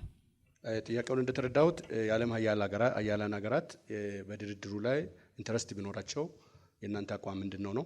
አንደኛ የኢትዮጵያን ጥቅም ለማንም ሀገር አሳልፈን አንሰጥም። ድርድሩ ላይ ቅድም እንደተባለው የናይል ቤዚን ሀገራትን በተለይ የላይኛውንም የታችኛውንም ሀገራት ተጠቃሚ የሚያደርግ የኢንተርቬንስ ስምምነት ኢንፎርስ ወደ ማድረግ እና የሶስትዮሽ ድርድርን ወደ ጠረጴዛ እንዲመለስ የማድረግ ሂደትን የተከተለ ከሆነ እንቀበላለን። የኢትዮጵያን ጥቅም አሳልፎ የሚሰጠውን የትኛውንም ድርድር ግን መድረክ አይቀበልም፣ አይደግፍም። አመሰግናለሁ። ጥያቄ ለአንድ ኢትዮጵያ ፓርቲ ነው። እሱም ኢትዮጵያ የኛ ፓርቲ በኤክስፖርትና ኢምፖርት ዘርፍ ላይ አጥብቆ ይሰራል ብለዋልና ኢትዮጵያ በዓለም ገበያ ላይ በኤክስፖርቱ ዘርፍ የተሻለ ማክሲመም ኢፎርቷን ተጠቅማ እንድትንቀሳቀስ የእናንተ ፓርቲ ምን የተሻለ ፖሊሲ ቀርጿል? መሰረታዊ ጥያቄ ነው የጠየቅሽው። እርግጥ በአግሮ ኢኮኖሚያችን ላይ ወይንም ግብርናችን ላይ ያለን ኦልሞስት ከ70 እስከ 80% ኢትዮጵያውያን ኢንቮልቭ የሚያደርጉት ግብርናው ላይ ነው። ከዛ ባሻገር ዳይሬክት ደግሞ የግብርናው ስራ ላይ የሚሰማሩት ገበሬዎቻችን 62% ነው። ስለዚህ እስካሁን በምግብ ራሳችን አልቻልንም፣ ጠግበን ማደር አልቻልንም። ለምን ሲባል ካናዳ 2 እና 10% ለዓለም ምግብ ትመግባለች። እኛ ደግሞ መመገብ ያልቻለው ኢንተርምስ ኦፍ ቴክኖሎጂ ነው። ስለዚህ አሁን የደረስንበት የዓለም የአስተራረስ ወይም ከግብርናና ከምርት ጋር ተያይዞ ያሉ ቴክኖሎጂዎች በጣም ተስፋፍተዋል። ለምሳሌ ቻይና ጋር ያለን ግንኙነት በጣም መልካም ነው። ቻይናዎች በጣም ቴክኖሎጂ ላይ እየሰሩ ነው። ስለዚህ ያለን ዲፕሎማሲ ግንኙነት አንዱ ከሌሎች ባደጉ ሀገራት ከነ ካናዳም በዩ ከነ ቻይናም በዩ ከነ ሩሲያም በዩ ከየትኛውም ሀገራት እኛ ያለን ሮው ማቴሪያል ሪሶርስ እጅግ ሰፊ ስለሆነ እንግዲህ የሶሲዮሎጂም ተማሪ ነኝ። ከሀብታችን ከምድር በታች ያለ ማይኒዎች አሉን። መሬታችን በራሱ ሀብት ነው። አግሮ ኢኮኖሚው ደግሞ ኢትዮጵያ ለም መሬት ነችና ብዙ ሪሶርሶችን ቴክኖሎጂ ባዘመነ መንገድ ሲስተማቲክ በሆነ መንገድ ሪሌሽንሺፓችንን በጣም መልካም ብናረግ በደንብ ኢምፖርትም ማድረግ እንችላለን። ኢቭን ኢምፖርት የምናረጋቸው ነገሮች እኮ እኛ የላክናቸው ሮ ማቴሪያል ነው ወደ ኢምፖርት የሚሆነው። ስለዚህ ብዙ መላክ እንችላለን፣ አዎ መቀበልም እንችላለን። ከዛ አንጻር በተለይ ያለንን ሪሶርስ ከቴክኖሎጂው ካሁን ከዲጂታል ጋር ተያይዞ ባለው ብናዘምን ግብርና መራችን አግሮ ኢኮኖሚያችን ያሉን ማይኒዎቻችን መጠቀም ከቻለን ቴክኖሎጂን መሰረት ብናደርግ በጣም ከራሳችን አልፈን ለጎረቤት ሀገራት መሆን እንችላለን። እሺ፣ አመሰግናለሁ። ጥያቄ የሚመለከተው ቀጥታ መድረክን ነው።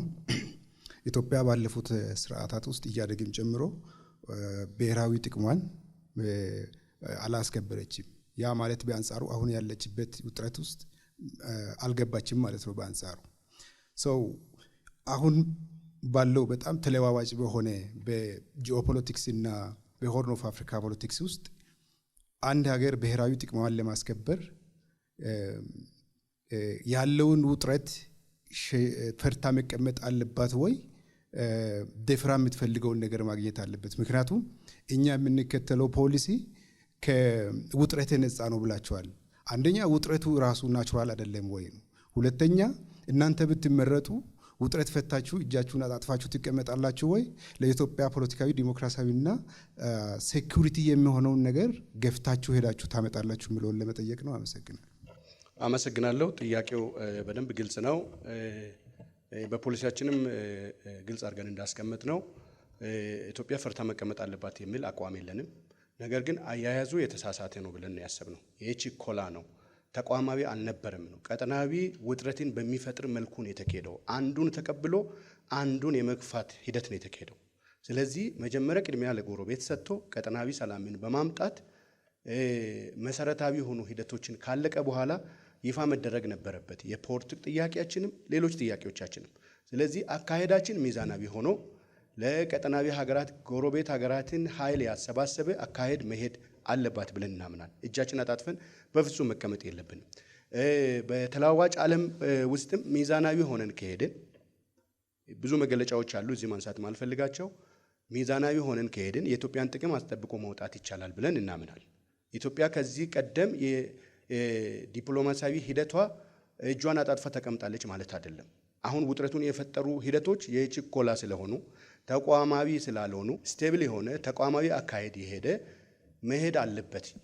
የኢትዮጵያ ሉዓላዊ ማንነትን ያስጠበቀ ብሔራዊ ጥቅሟን የሚያስቀድም በተለይ ለጎረቤት ሀገራት ቅድሚያ የሰጠና የኢኮኖሚያዊ ኃይሏን ከጎረቤት ሀገራት ባለው ትስስር አጠናክሮ መውጣት አለባት።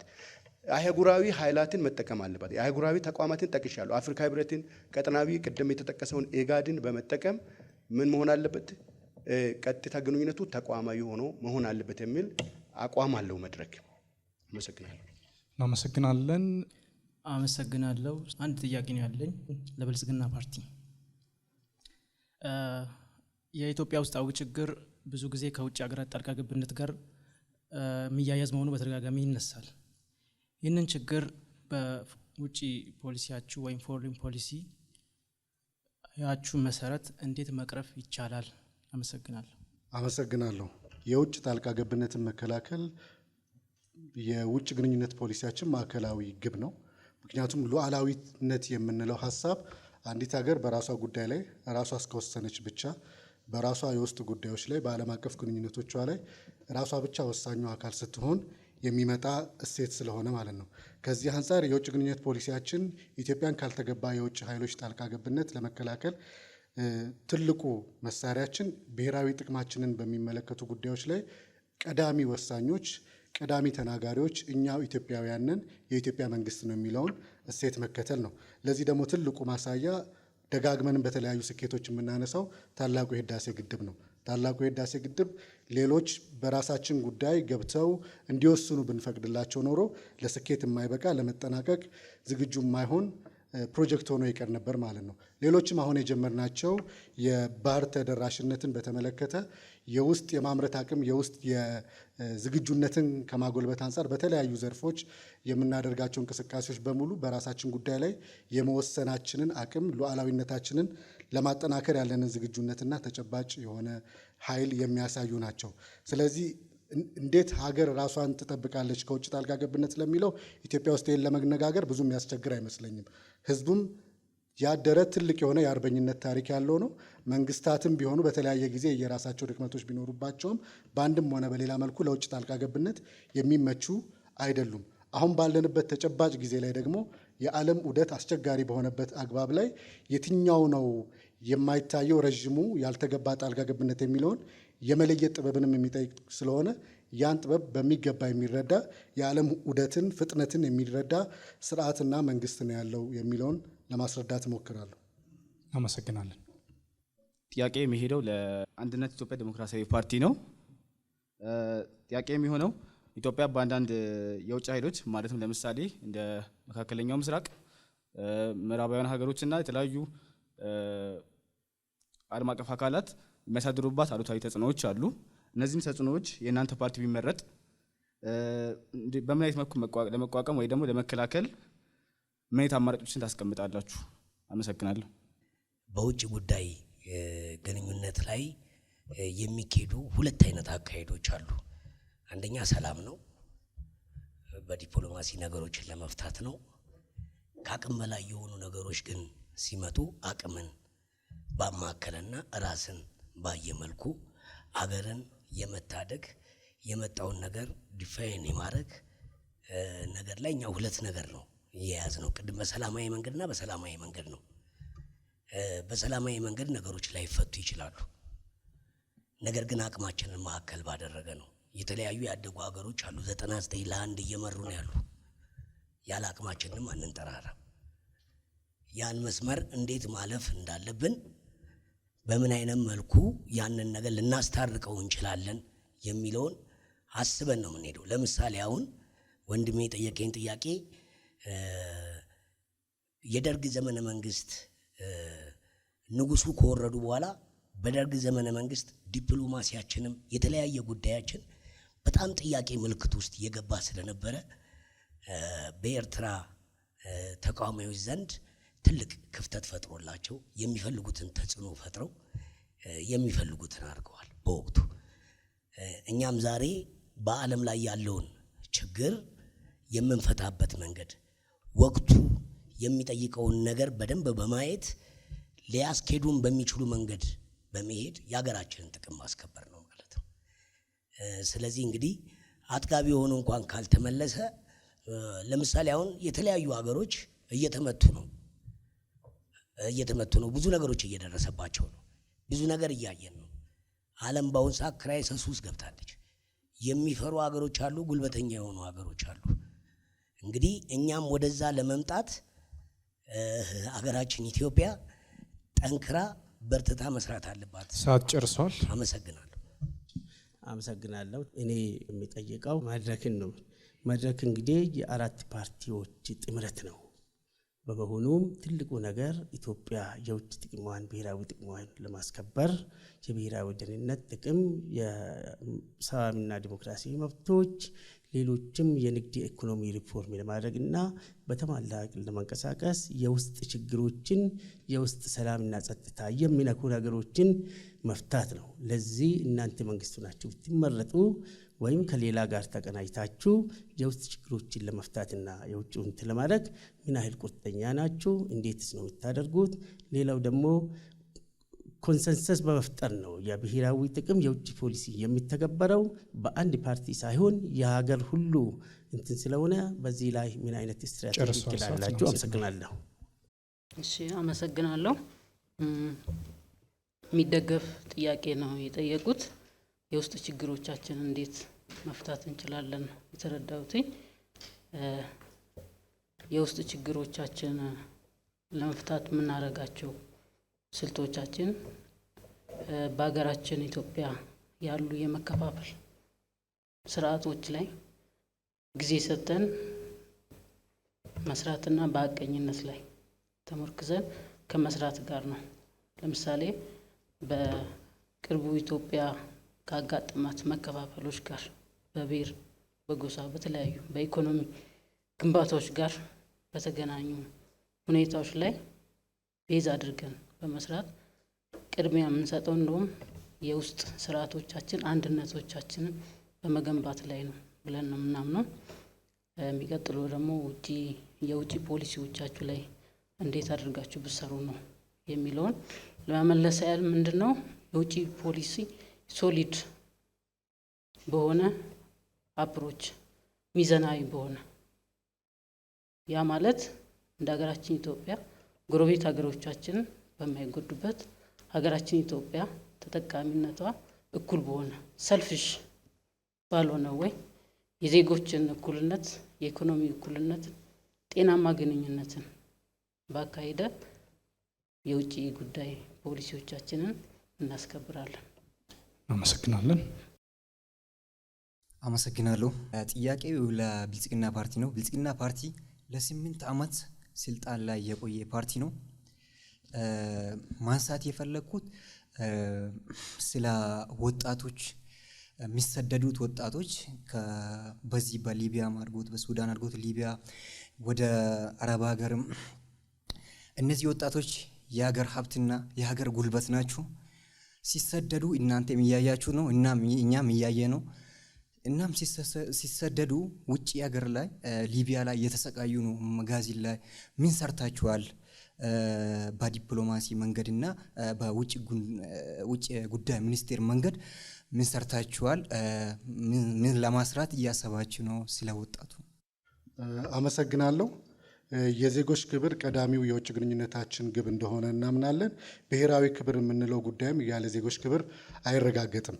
ከዚህ አንጻር በተለያዩ አስቸጋሪ ሁኔታዎች ውስጥ የሚገኙ የነበሩ ኢትዮጵያውያንን አንደኛ ባሉበት አካባቢ ላይ በስርዓትና በመብት የተሻለ የስራ አካባቢ እንዲፈጠርላቸው ከማድረግ አንጻር የሁለትዮሽ ንግግሮችና ስምምነቶች ተደርገዋል። ሌላው ደግሞ ሀገር ውስጥ ምቹ የሆነ የስራ አካባቢን ለምሳሌ አሁን ባለንበት ተጨባጭ ጊዜ ላይ ነው የስታርታፕ አዋጅ ወጥቶ ስራ ፈጣሪዎችና አዳዲስ ኢንተርፕሬነር የሆኑ የስራ ፈጠራ ሀሳቦች የተሻለ ድጋፍ እንዲያገኙ እድሎች እየተፈጠሩ ያሉት። ሌሎችም ደግሞ አሁን ዓለም አቀፍ መልክ ያለው ነው ፍልሰት። የሰዎችን ፍልሰት ማቆም አይቻልም። አንዱ የሰዎች የመንቀሳቀስ መብት አካል ስለሆነ ሌላ ብቻ ሳይሆን ደግሞ እውቀትና ሀብት የሚሸጋገርበት አንዱ መንገድ ስለሆነ ይህንን ማስቆም አይቻልም። ግን የኢትዮጵያ መንግስት እየተከተለ ያለው ስልት ይህኛውን ዓለም አቀፍ የሆነ የህዝቦች እንቅስቃሴ በተለይ ደግሞ በመካከለኛው ምስራቅና በሌሎች ያሉትን እንቅስቃሴዎች የኢትዮጵያን የሌበር ማርኬት ሲስተም በመዘርጋት ወጣቶች ስራ ፈላጊዎች በሚንቀሳቀስባቸው አካባቢዎች ላይ ተመዝግበው መብታቸው ተከብሮ እንዲንቀሳቀሱ ትልቅ የሆነ ስራ ተሰርቷል። ባሳለፍናቸው ዓመታትም በርካታ ቁጥር ያላቸው የተመዘገቡ ስርዓቱ የሚያውቃቸው የሄዱበት ሀገር ላይ መብታቸው የሚከበርላቸው ኢትዮጵያውያን ራሳቸውንም እየጠቀሙ ሀገርን እየጠቀሙ ይገኛሉ። ሌሎች ጉዳዮች ደግሞ በአስቸጋሪ ሁኔታዎች ውስጥ ጠያቂው በጠየቁት አካባቢ በሌሎችም አካባቢዎች ላይ ዜጎች እየተጎዱ ነው እየተቸገሩ ነው ሲባል ክቡር ጠቅላይ ሚኒስትራችን በራሳቸው ቻርተርድ ፍላይት ሳይቀር ዜጎችን ከአስቸጋሪ ሁኔታዎች ይዘው እየመጡበት የነበረ ትውስታ የቅርብ ጊዜ ነው ማለት ነው። ይህም በተጨባጭነት ማድረግ የሚቻለው ሀገር ውስጥ ያለው የመበልጸግ የእድገት እንቅስቃሴዎችና እድሎች እየሰፉ ሲመጡ ሰዎችን ለፍልሰት የሚዳርጉ ገፊ ምክንያቶችን መቀነስ ይቻላል። ሌሎች ደግሞ ዓለም አቀፍ ሳቢ ሁኔታዎችን ኢትዮጵያ ውስጥም ምቹ የኢንቨስትመንት ከባቢ፣ የስራ ከባቢ፣ የመብቶች መከበር ሁኔታዎችን ስናመቻች ይህንን ፍልሰት በተወሰነ መልኩ ማስተካከል ይቻላል ብለን እናምናለን። አመሰግናለሁ። እሺ፣ አመሰግናለሁ። የኔ ጥያቄ የሚሆነው ለአንድነት ኢትዮጵያ ዲሞክራሲያዊ ፓርቲ ነው። ቅድም ሲነገሩ እንደነበረ የዩናይትድ ኔሽን እና ኢንተርናሽናል እንዲሁም ደግሞ ሪጂናል ኦርጋናይዜሽን በሚባሉት ያሉትን እያጣቀሱ ሲነግሩ ነበርና አሁን ባለንበት ዘመን እውነት ለመናገር እንደነዚህ አይነት ተቋሞች ስራቸውን መስራት ባልቻሉበት ወቅት ወይም ደግሞ ሱፐር ፓወር የሚባሉ ሀገራቶች ዓለምን በየዘውሯት ባለበት ዘመን በእንደነዚህ አይነት ተቋማቶች ሀገራዊ ጥቅምን ለማስከበር ማለትም እንደ ህዳሴው ግድብና እንደ አሰብ ያሉ ጥያቄዎችን እንዴት በእንደዚህ አይነት ተቋማት መከታ ልናደርግ እንችላለን የሚል ጥያቄ ነው። አመሰግናለሁ። አመሰግናለሁ። በመጀመሪያ መላው የኢትዮጵያ ህዝብና እዚህ የታደማችሁ ታዳሚዎች አንድ ነገር ልንረዳ የሚገባው ነገር በ1950 ቅድም እንደገለጸው ባልደረባዬ የተወሰነው ውሳኔ የትኛውም አካል ኤርትራም ይሁን ጥያቄ አንስታ ያ ጥያቄ አልተሻረም። በማንኛውም መልኩ የተወሰነ ውሳኔ ነው። ከተወሰነም በኋላ በሀገራችን እንደምንጠራው ይግባኝ እንደምንለው ተጠይቆ ያ ጉዳይ ባልተሻረበት ሁኔታ ነው የተለያየ ውሎች ተደርጓል ይባላል። አሁን ለምሳሌ በፈረንጆች በ1990 የተደረገ ውል አለ ብለው የሚያነሱት አለ እና የተለያየ ነገር የሚያነሱት አለ። በመጀመሪያ ደረጃ እንግዲህ በቀኝ ግዛት እየገዙ በቀኝ ግዛት ያለ ሀገርና ያለ ሀገሩ ህዝብ ፍቃድ የተለያዩ የተደገበሩ ውሎች አሉ። እነዚህ ውሎች በዓለም አቀፉ ተቀባይነት እንደሌለው የተቀመጠ ህግ አለ። ተቀባይነት የላቸው ያለ ሀገሮች ፍቃድ ያለ ህዝባቸው ፍቃድ የተከናወኑ እንደሆኑ። ሁለተኛ ጭብጥ የሆነው ነገር ምንድን ነው? በዓለም አቀፍ ምጽዋንም ሆነ ቀይ ባህር አሰብንም ሆነ ለኢትዮጵያ ሲወሰን በ1950 ተወስኗል። ያ የተወሰነው ውሳኔ ተሽሯል የሚል አሽረናል የሚል አካል ይምጣ። እኛ ሀገራችን እነዚህን ጥያቄዎች በዓለም አቀፍ ደረጃ በህግ ዓለም አቀፍ ጠበቃዎችን በመቅጠር በመከራከር መብታችንን ባለማስከበራችን የምታውቁት ነው። ኢትዮጵያውያን በተለይ ወጣቶች ወቁት። የሀገር ፍቅር የሌላቸው የትውልድ ፍቅር ተሻጋሪ ሀሳብ የሌላቸው ከ100 ዓመት በፊት በጠላቶቻችን ብዙ መከራ ሲደርስብን በአባቶቻችን ባልዘመነ ዘመን ብዙ መስዋዕትነት አገር ሰዓት ጨርሷል። አመሰግናለሁ። ክቡራትና ክቡራን ተመልካቾቻችን ይህ የኢትዮጵያ ብሔራዊ ምርጫ ቦርድ በሰባተኛው ጠቅላላ ምርጫ አስመልክቶ በውጭ ጉዳይ ፖሊሲ ላይ ያደረገው የሚገኘው ክርክር ነው። ተፎካካሪ የፖለቲካ ፓርቲዎች አሁን ወደ አራተኛው ምዕራፍ እንሸጋገራለን። ይህ ምዕራፍ ፓርቲዎች እርስ በርሳችሁ የምትጠያየቁበት ነው።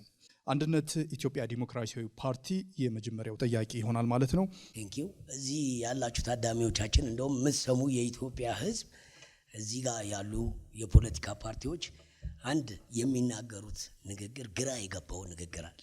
በጣም ማዝንበት እንደ አንድ ኢትዮጵያዊ በሰላማዊና በሰላማዊ መንገድ ብቻ በዲፕሎማሲ ብቻ የሚባል ነገር አለ።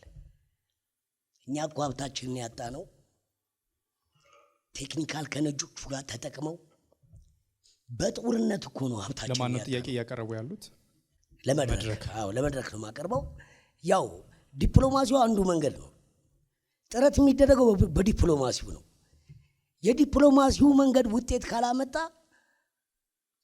ምንድን ነው ብላችሁ ስትሏቸው ዲፕሎማሲና ዲፕሎማሲ ይሄ አይሰራም። እንደ አንድ ኢትዮጵያ ዲሞክራሲ ፓርቲ አቋማችን ነው የምንነግራችሁ። ያጣነውን ነገር በሰላማዊ መንገድ ለመፍታት የመጀመሪያው ስራችን ነው። ከዛ ውጭ ግን ንብረታችንን የመመለስ በማንኛውም መንገድ በጦርነትም ሊሆን ይችላል፣ በማንኛውም መንገድ ንብረታችንን ንብረት ለማድረግ አንድ ኢትዮጵያ ዲሞክራሲ ፓርቲ ቆራጥ የሆነ አቋም ነው ያለው።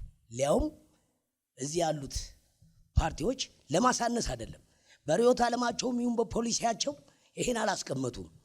ሰሞኑን በቲቪ በሬዲዮ በተለያየ መልኩ እየሰማችሁ ነው፣ እየተናገርን ነበር። እኛ በፖሊሲ ደረጃ አስቀምጠናል። ንብረታችን ነው፣ ንብረታችን በሻጥር አተነዋል። የውጭ ግንኙነታችን ላይ ትላንት ሰርተው እንደመጡ እነዛ ሀገርን ያሳጡን አካሎች እኛም አሁን ጥሩ ጊዜ ነው ለኛ። እናመሰግናለን። አመሰግናለሁ። ጥያቄው ለመድረክ ነው፣ መቀጠል ትችላላችሁ። አመሰግናለሁ። ጓዳችን ወይንም የፓርቲው አባል በጠየቁት መሰረት ለኢትዮጵያ ሕዝብ ጦርነትን እንዳማራጭ አስቀምጠን አንሄድም። እኛ ሰላም፣ ዲፕሎማሲ፣ ፍጹም ቁርጠኛ ዲፕሎማሲና ሰጥቶ መቀበል መሪ የዓለም አቀፍ ሕግ እያለ ጦርነትን እንዳማራጭ አስቀምጠን አንሄድም። የኢትዮጵያ ሕዝብ ይመለሳል ብለን ደግሞ እናምናለን። ተመልሶም ታይቷል። አሁን የተደረጉ ጥረቶችንም አይተናል። ጥረቶቹም ፍሬ አፍርተዋል። እኛ ብንመረጥ እነዚህን ጥረቶች በሰከነ መንገድ በፍጹም ዲፕሎማሲያዊ ሂደት ተቋማዊ አድርገን እናስቀጥላለን ነው። ለኢትዮጵያ እነዚህ አማራጮች እያሉ ሰላማዊ የሁለትዮሽ ግንኙነት ይኖራል፣ ፍጹም ዲፕሎማሲያዊ ሂደት ይኖራል፣ ዓለም አቀፍ ትብብር ይኖራል፣ የሰጥቶ መቀበል መሪ ይኖራል። እነዚህ እያሉ ጦርነትን እንደ አማራጭ አስቀምጦ መሄድ እንደ ፓርቲያችን አናምንም። ኢትዮጵያ ገና በማደግ ላይ ያለች ሀገር ነች። የውስጥ ሰላሟን አጠናክራ ከሄደች በዲፕሎማሲ ተጽዕኖ መፍጠር ትችላለች የሚል እምነት አለን።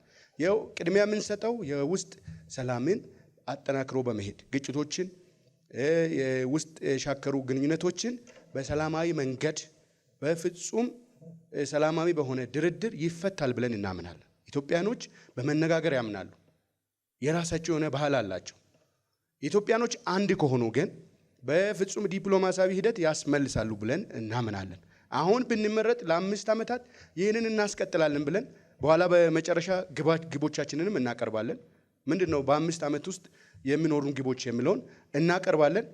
እነዚህን ግቦች በማሳካት የኢትዮጵያን ሉዓላዊነት አስጠብቀን ብሔራዊ ጥቅሟን አስጠብቀን በታሪካዊ ስህተት የተወሰዱ ፖርቶቿን ወይንም ወደቦቿን አስመልሰን ጠንካራ ኢትዮጵያን የውስጥ ሰላሟን የጠበቀች ኢትዮጵያን ለዓለም ተጽዕኖ ፈጣሪ ኢትዮጵያን መገንባት ይቻላል የሚል ጽኑ እምነት አለኝ። እንደ ግንባር የኢትዮጵያ ፌዴራላዊ ዲሞክራሲያዊ አንድነት መድረክ ይህንን በጽኑ ያምናል።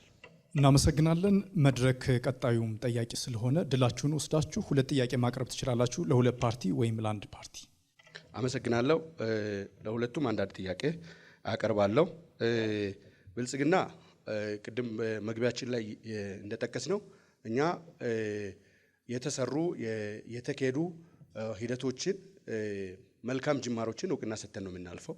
ነገር ግን በዲፕሎማሲያዊ ሂደቶቻችን የምናየው ተቋማዊ ያልሆኑ አካሄዶች በተለይ የሀገር ሉዓላዊነትን ከማስጠበቅ ቀጠናዊ ትስስርን አጠናክሮ ከመሄድ ይልቅ ሀገረ መንግስት ወይንም በብልጽግና መንግስትን ፕሮቴክት ለሚያደርጉ አካላት ለተቀን በነዛ አካላት ኢንፍሉዌንስ ይደረግ እናያለን። ሚድል ኢስትን ማየት ይቻላል፣ ሌሎች ሀገራትን ማየት ይቻላል። የኢትዮጵያን ሉዓላዊነት ወይንም ብሔራዊ ጥቅምን ለማስጠበቅ ሳይሆን የብልጽግና መንግስት ጸንቶ ኮንሶሊዴት አድርጎ እንዲሄድ ቅድሚያ ሰጥታችሁ ነው የሚሰሩት። ከዚህ ጋር ተያይዞ ከሶማሌላንድ ጋር የሄዳችሁት የወደብ አካሄድ አያያዙ የተሳሳተ አይደለም ወይ? ይሄ ነገር መሰረት ተጥሎ ጎረቤቶች አምነው ጎረቤቶችን ኢንፍሉዌንስ አድርገን ዓለም አቀፍ ህጎችን ተከትለን ይህንን ማስመለስ አይቻልም ወይ? ፌል ያደረገው ተቋማዊ አድርጋችሁ ስላልሄዳችሁ ነው። ይሄ አካሄድ ትንሽ ቅድም ለመጥቀስ እንደሞከርኩት የውጭ ጉዳይ ሚኒስቴርም ስቴብል ሆኖ እንዲሄድ ተቋሙ ጠንክሮ እንዲሄድ ኢንፍሉዌንስ እንዲያደርግ አቅሙን ገንብታችሁ እየሄዳችሁ አይደለም። ለምን? ይሄ የሚያሳየው ተቋሙ ስቴብል እንዳልሆነ ነው። አሁን ከዚህ ብትመረጡ አሁንም ምረጡን እያላችሁ ህዝቡን እየቀሰቀሳችሁ ነውና ብትመረጡ ይህንን ልታስቀጥሉ ነው ወይ?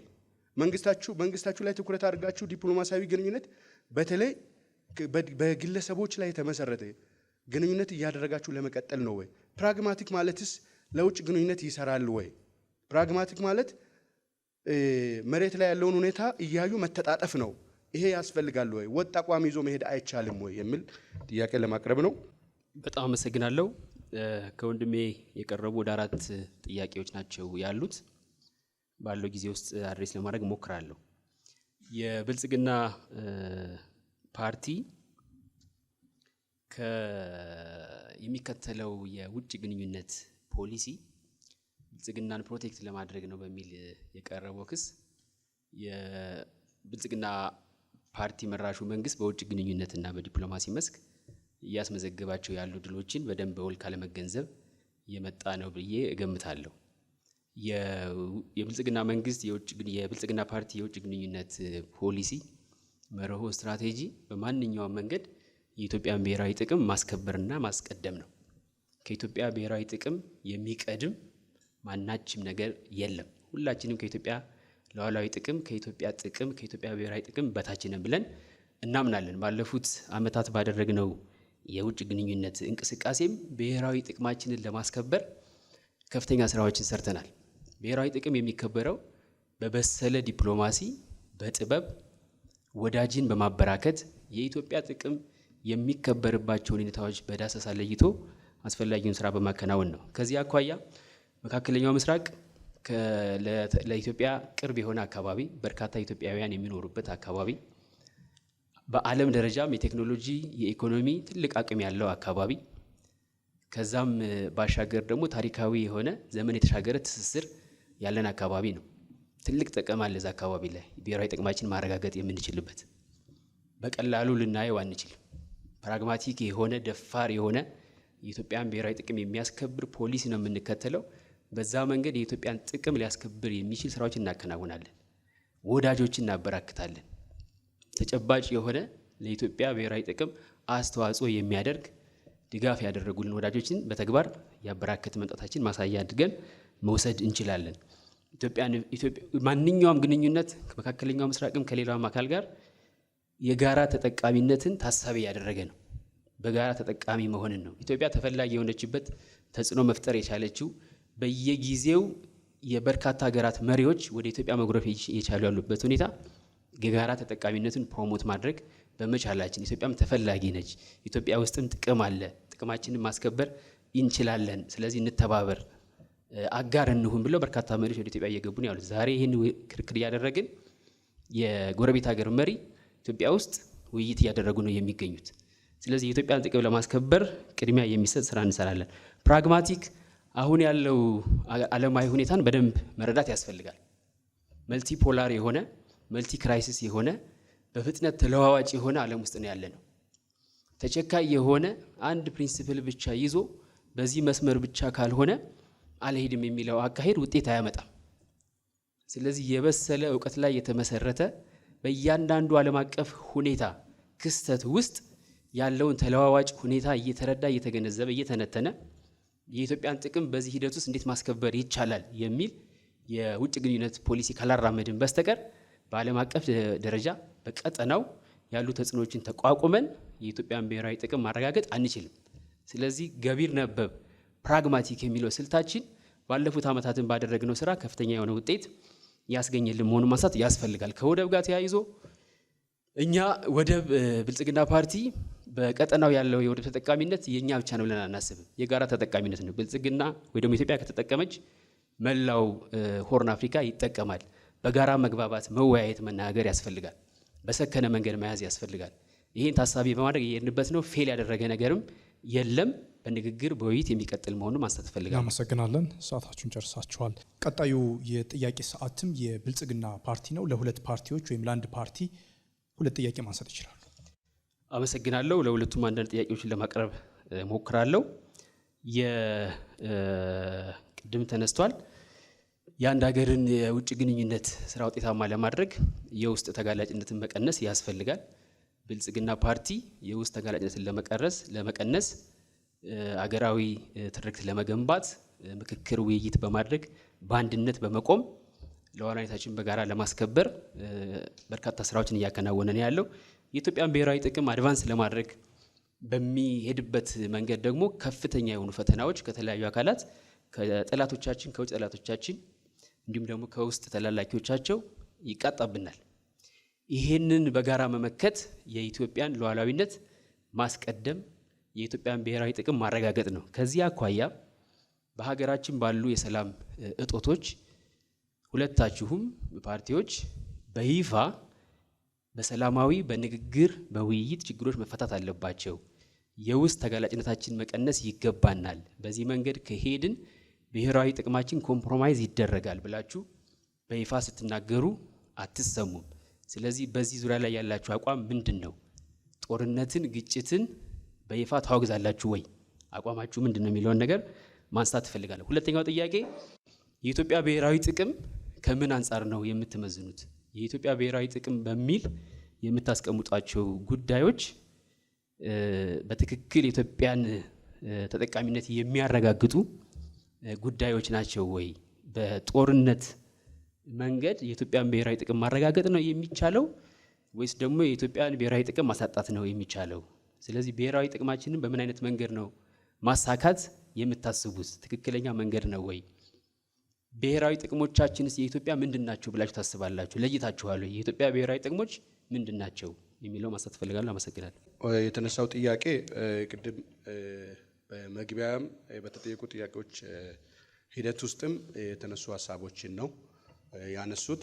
እንደ መድረክ አቋማችን ተጋላጭነታችንን ለመቀነስ የውስጥ ሰላማችንን አጠናክረን መሄድ አለብን።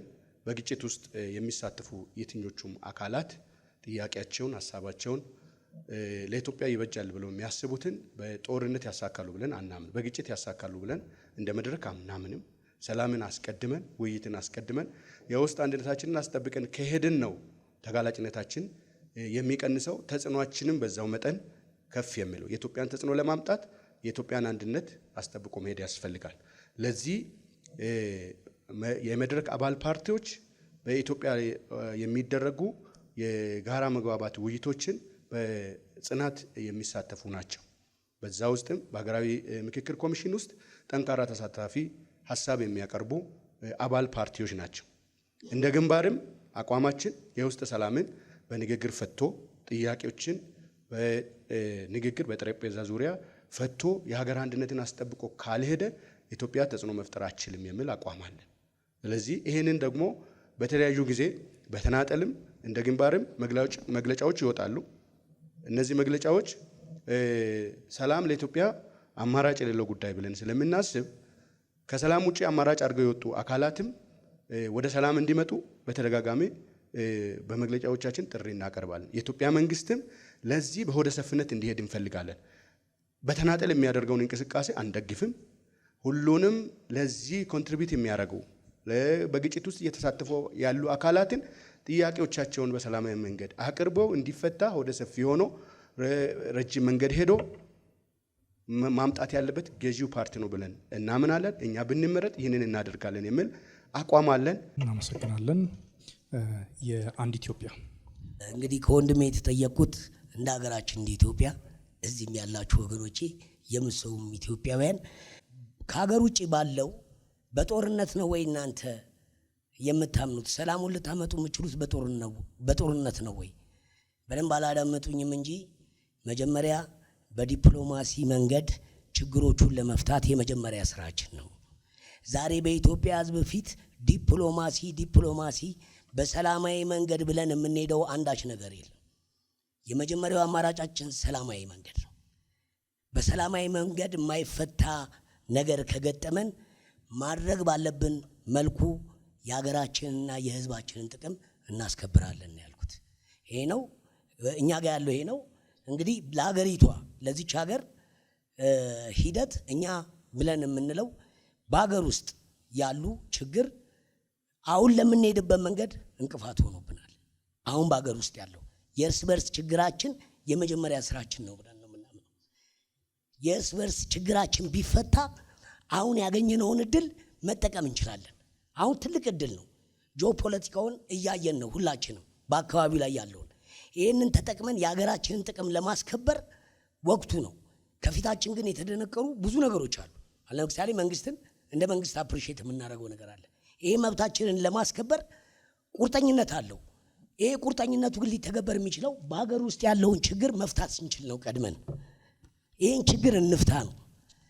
ይህን ችግር ከፈታን ያለውን ወቅታዊ ነገሩን ተጠቅመን ጂኦፖለቲካውን ተጠቅመን የሀገራችንና የህዝባችንን ጥቅም እንዲሁም ደግሞ ያለ አግባብ ያጣነውን ነገር ማስከበር እንችላለን እላለሁ።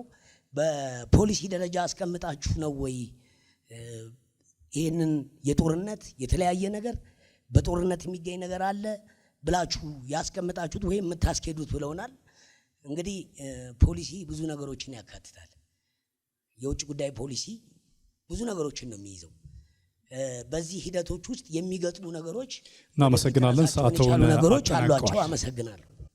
ክቡራትና ክቡራን፣ በውጭ ጉዳይ ፖሊሲ ላይ ተዘጋጅቶ እየተደረገ የሚገኘው ክርክር አሁን ወደ መጨረሻውና የመዝጊያው አምስተኛው ምዕራፍ ላይ አልፏል። በጽሁፍ ወይም በንግግር በነበራችሁ ቅደም ተከተል መሰረት የፓርቲያችሁን ሀሳብ መግለጽ ትችላላችሁ። አንድ ኢትዮጵያ ዲሞክራሲያዊ ፓርቲ። ቅድም ታሪካዊ ጥያቄ የጠየቀ ወጣት አለ። ኢትዮጵያ በዓለም አቀፉ ባላት ግንኙነት ወይም የሰራችው ስራ ምን አለ ብሎ የጠየቀን ወጣት እንግዲህ በአፍሪካ ህብረት የአፍሪካ ህብረት በሀገራችን ውስጥ እንዲኖር የአፍሪካ ህብረት እንዲፈጠር የአፍሪካ ህዝብ መብት እንዲከበር በንጉሱ ዘመን ታላቅ ስራ እንደተሰራ ወጣት ወንድሜ ሳያውቅ አይቀርም። እንዲሁም ደግሞ ከኢትዮጵያ አልፎ የአፍሪካ የጥቁሮች ህዝብ ነጻነት በሀገራችን በኢትዮጵያ በከፍተኛ ሁኔታ እንቅስቃሴው ሲኖር ሶማሌ ላይ የነበረው ቀኝ ግዛት ሶማሌዎችም ከኛ በማየት ራሳቸውን ነጻ የሚወጡበትን ነገር ያደረጉባቸው ታሪካዊ እውነቶች አሉ። ከታሪካችን ስንነሳ ያው ሀገራችን ኢትዮጵያ ታላላቅ ነገሮችን የሰራች ነች። በዓለም አቀፍ በጂኒስ ቡክ ላይ ታሪኳ የተመዘገበ ነው፣ የሚካድ አይደለም። ይሄን ደግሞ እኛ ከውጭ ሰዎች ልንሰማ አይገባም። ወጣት እንደመሆናችሁ መጠን የሀገራችሁን ታሪክ ጠንቅቃችሁ በማወቅ መነሻ ታሪካችሁንና ነገ መድረሻችሁን ማስቀድማችሁ እንድትሄዱ እኛ እድሜያችን እየጨረስን ነው። ሀገራችን ኢትዮጵያ ያላትን ነገር ማታጠበትና ወጣቱ ተጠቃሚ የሚሆንበትን ነገር ነው። እንግዲህ ከቅድሙ በተነሳው ሌላ ቅድም አንድ ወንድሜ ባለው የኤርትራ እና የኢትዮጵያ ሂደት ውስጥ በሚፈጠሩ አለመግባባቶች ወደ ምንድን ነው የምትሄዱት ብሎ ጠይቆ ነበር እና ባልደረባዬ አልመለሰለትም። አንድና አንድ መጀመሪያ በስምምነት ያልታጣረበት ዘመን የለም። በዛ አካባቢ የኢትዮጵያ የችግር ምንጭ ከዛ አካባቢ ነው። ከዛ አካባቢ ያለው ችግር አሁንም በዲፕሎማሲ ቢፈታ ፓርቲያችን ደስተኛ ነው። በዲፕሎማሲ ቢፈታ፣ ባይፈታ ግን ሀገራችን ኢትዮጵያ ክብሯ ስለሚቀድም ክብሯን በማስከበርና ንብረቷን በማስመለስ በጦርነት የሚሆን በማንኛውም ነገር መብታችንን እናስከብራለን ማለት ነው። ዲፕሎማሲውን ያልተቀበለ የዓለም አቀፍ ሕግን ያልተቀበለ ሕጋዊ መንገድን ያልተቀበለውን አካል እኛ መሄድ ባለብን መልኩ ሄደን የሀገራችንን መብት እንደምናስከብር ነው። ኢትዮጵያውያን በዚህ የምንታማ አይደለንም። ይህ ሁሉ ውርደት የደረሰን ይህ ሁሉ ነገር የተቀበልነው በራሳቸው መጥቶ አልቻሉንም። በራሳችን ህዝቦች እዚህ ያደረሱን። እዚህ ደርሰናል። አሁን ያለንበት ድህነቱ፣ ራቡ ሜቢ ላይ ሰማችሁ ይችላል። ህዝባችን ቀና ብሎ ማየት ህዝብ የሆነበት የተራበበት የተጠማበት ምን ያህል ገንዘብ ለጅቡቲ እንደሚከፍል ህዝባችን ታውቁታላችሁ። ይሄ ከዘላቂ ጥቅም አንጻር ይሄን ነገር ፓርቲያችን በቀላል ሁኔታ ያየው ስለነበረን ጊዜ አመሰግናለሁ። ቴንኪው። አመሰግናለሁ። ድል አሁን የመድረክ ፓርቲ ነው። በጽሁፍ ወይም በንግግር የመዝጊያ ንግግራችሁ ማቅረብ ትችላላችሁ። አመሰግናለሁኝ። የተከበራችሁ የኢትዮጵያ ህዝቦች፣ የውጭ ጉዳይ ፖሊሲ በተናጠል ውሳኔዎች እና በችኮላ የሚመራ ሳይሆን በረዥም ጊዜ ራዕይ፣ ጥልቅ ጥናት ላይ የተመሰረተ መሆን አለበት ብለን እናምናለን። ፓርቲያችን መድረክ በተግባር በመፈተን ጎረቤት ሀገሮቻችንን በሚያስከብርና በዓለም አቀፍ መድረክ የኢትዮጵያ ክብር ከፍ በሚያደርግ ግልጽ ዲፕሎማሲ ፖሊሲ ይዞ ቀርቧል። መራጩ ህዝባችን መድረክን በመምረጥ ሀገራችን ኢትዮጵያ የውጭ ጉዳይ ፖሊሲ ወደ አስተማማኝ ሰላምና ልማት ምዕራፍ እናሻግራለን እያልን ጥራችን እናቀርባለን። የመድረክ ግንባር ፓርቲ ሲአን፣ ኦፌኮ፣ አረና ትግራይና የአይፌዴፓ ምርጫ ምልክት 5 ጣት ሙሉ ቀኝ እጅ በምርጫ ዕለት ቀኝ እጅን ምልክት በመምረጥ መድረክን ይምረጡ። ቀኝ እጅ የሰላም፣ የፍቅር፣ የጥንካሬና የስራ ትጋትን ምሳሌና የቃለ መሃላ ምልክት ነው። መድረክን ይምረጡ ለሀገራችን መዳን ማሰብ ነው። ያ ደግሞ ሀቀኛ የፌዴራላዊ ስርዓት ብለን እናምናለን። አመሰግናለሁ። እናመሰግናለን። መድረክ ቀጣዩ ሰዓት ደግሞ የብልጽግና ፓርቲ ነው። አመሰግናለሁ። ቅድም ከተነሱት 2 ጉዳዮችን አድሬስ አድርጌ ወደ ማጠቃለያው ገባለሁ። የናይል ቤዚን የኮምፕሬሄንሲቭ ፍሬምወርክ አግሪመንትን በተመለከተ የብልጽግና ፓርቲ መራሹ የኢትዮጵያ መንግስት ነው ይሄ የኮምፕሬሄንሲቭ ፍሬምወርክ አግሪመንት በተፋሰሱ ሀገራት እንዲፈረም ከፍተኛ ጥረት በማድረግ አሁን አስገዳጅ ወደ መሆን ስምምነት እንዲሸጋገር ያደረገው የዚህ የዲፕሎማሲያችን ድል ተደርጎ የሚወሰድ ነው። ይሄ ደግሞ ወደ ተግባር እንዲቀየር የብልጽግና ፓርቲ ጉዳይ ብቻ ሳይሆን ሌሎች የኢትዮጵያ መንግስት ጉዳይ ብቻ ሳይሆን ሌሎችም የተፋሰሱ ሀገራት ኃላፊነት ሚና አላቸው። ይሄ ወደ ስራ ተቀየረም አልተቀየረ ግን አባይን በራሳችን አቅም እንደገደብነው ሁሉ አባይን የመጠቀሙ ስራውንም መርህን ተከትለን በራሳችን የምንሄድበት መሆኑን ማንሳት እፈልጋለሁ። የኢትዮጵያ የውጭ ግንኙነት ድሎች የኢትዮጵያ የውጭ ግንኙነት ተቋማት ጥንካሬን የሚያመላክቱ መሆናቸውንም በዛ አጋጣሚ ማንሳት እፈልጋለሁ። ውድ ኢትዮጵያውያን፣ ፓርቲያችን ብልጽግና ባለፉት የለውጥ ዓመታት የሀገራችንን ብሔራዊ ጥቅም እንዲሁም የዜጎችን ክብርና ተጠቃሚነት ማረጋገጥ መሰረታዊ የውጭ ግንኙነትና የዲፕሎማሲያችን ማጠንጠኛዎች በማድረግ በተግባር የተፈተነ ውጤታማ ስራ አከናውኗል። በዛሬው ክርክር ላይም እንደተመለከታችሁት የፖሊሲ ሀሳቦቻችን፣ ተስፋ ሰጪ ስኬቶቻችንን እና የወደፊት እቅዶቻችንን በታላቅ አክብሮት ለህዝባችን በዝርዝር አቅርበናል። ብልጽግና ፓርቲ በውጭ ግንኙነት እና ዲፕሎማሲ ረገድ ግልጽ መነሻ፣ የጠራ ስትራቴጂ ነድፎ እንዲሁም መዳረሻ ግብ ተልሞ የሚተጋ ፓርቲ ነው። የሀገራችን ብሔራዊ ጥቅም፣ የዜጎች ክብርና መብት፣ ትብብርና የጋራ ተጠቃሚነት፣ ወዳጅን ማብዛት እና ቅድሚያ ለጎረቤት ሀገራት መስጠት የውጭ ግንኙነት ወሳኝ ጉዳዮች ናቸው። የህልውናችን ጉዳይ ለሆነው የባህር በር ጥያቄያችንም ልዩ ትኩረት እንሰጣለን። በህዝባችን ከፍተኛ የአርበኝነት ተሳትፎ አባይን እንደገደብነው ሁሉ ዘላቂና አስተማማኝ የባህር በር እንዲኖረን አበክረን እንሰራለን። ፓርቲያችን ብልጽግና በቀጣይ ጊዜያት በውጭ ግንኙነት መስክ ኢትዮጵያን ወደ ተምሳሌት ሀገር የማሸጋገር ህልም ሰንቆ ከመላ ህዝባችን ጋር በቁርጠኝነት በመስራት ያለ ጥርጥር ላቅ ያሉ ውጤቶችን የሚያስመዘግብ መሆኑን እናረጋግጥላችኋለን። ስለሆነም የምርጫ ካርዳችሁን ለብልጽግና ፓርቲ በመስጠት በጋራ የታፈረች የተከበረችና የተጽዕኖ አድማሷ የሰፋን ኢትዮጵያን እንድንገነባ የከበረ ጥሪያችንን እናቀርባለን። ውድ ኢትዮጵያውያን፣ የኢትዮጵያ የኩስመና ዘመን አክትሞ በዓለም አቀፍ ደረጃ የታደሰ ጂኦ ስትራቴጂያዊ ቁመና እንዲኖራት ብልጽግናን ይምረጡ። የሀገራችን ተሰሚነትና ተጽዕኖ ፈጣሪነት እንዲረጋገጥ ብልጽግናን ይምረጡ። የኢትዮጵያን ታላቅነት በማረጋገጥ የታፈረችና ከሩቅ የምትከበር ሀገር ለመገንባት ብልጽግናን ይምረጡ። አባይን በተባበረ ክንዳችን እንደገደብነው ሁሉ ኢትዮጵያችን ዘላቂና አስተማማኝ የባህር በር እንዲኖራት ብልጽግናን ይምረጡ። የፓርቲያችን ብልጽግና የምርጫ ምልክት የስንዴ ነዶ ነው። የስንዴ ነዶ የእኛ የኢትዮጵያውያን የአንድነታችን፣ የመተባበራችን፣ የሉዓላዊነታችንና የክብራችን ምልክት ነው። ብልጽግናን ይምረጡ። አመሰግናለሁ። ክቡራትና ክቡራን ተመልካቾቻችን የኢትዮጵያ ብሔራዊ ምርጫ ቦርድ በሰባተኛው ጠቅላላ ምርጫ የውጭ ጉዳይ ፖሊሲን አስመልክቶ ያደረገው ክርክር ይህን ይመስላል። ምስልየ ሀሽምና የኔ ዓለም ካሳሁን እንዲሁም አንዱ አለመናን በጋራ በመሆን ይህን ክርክር መርተናል።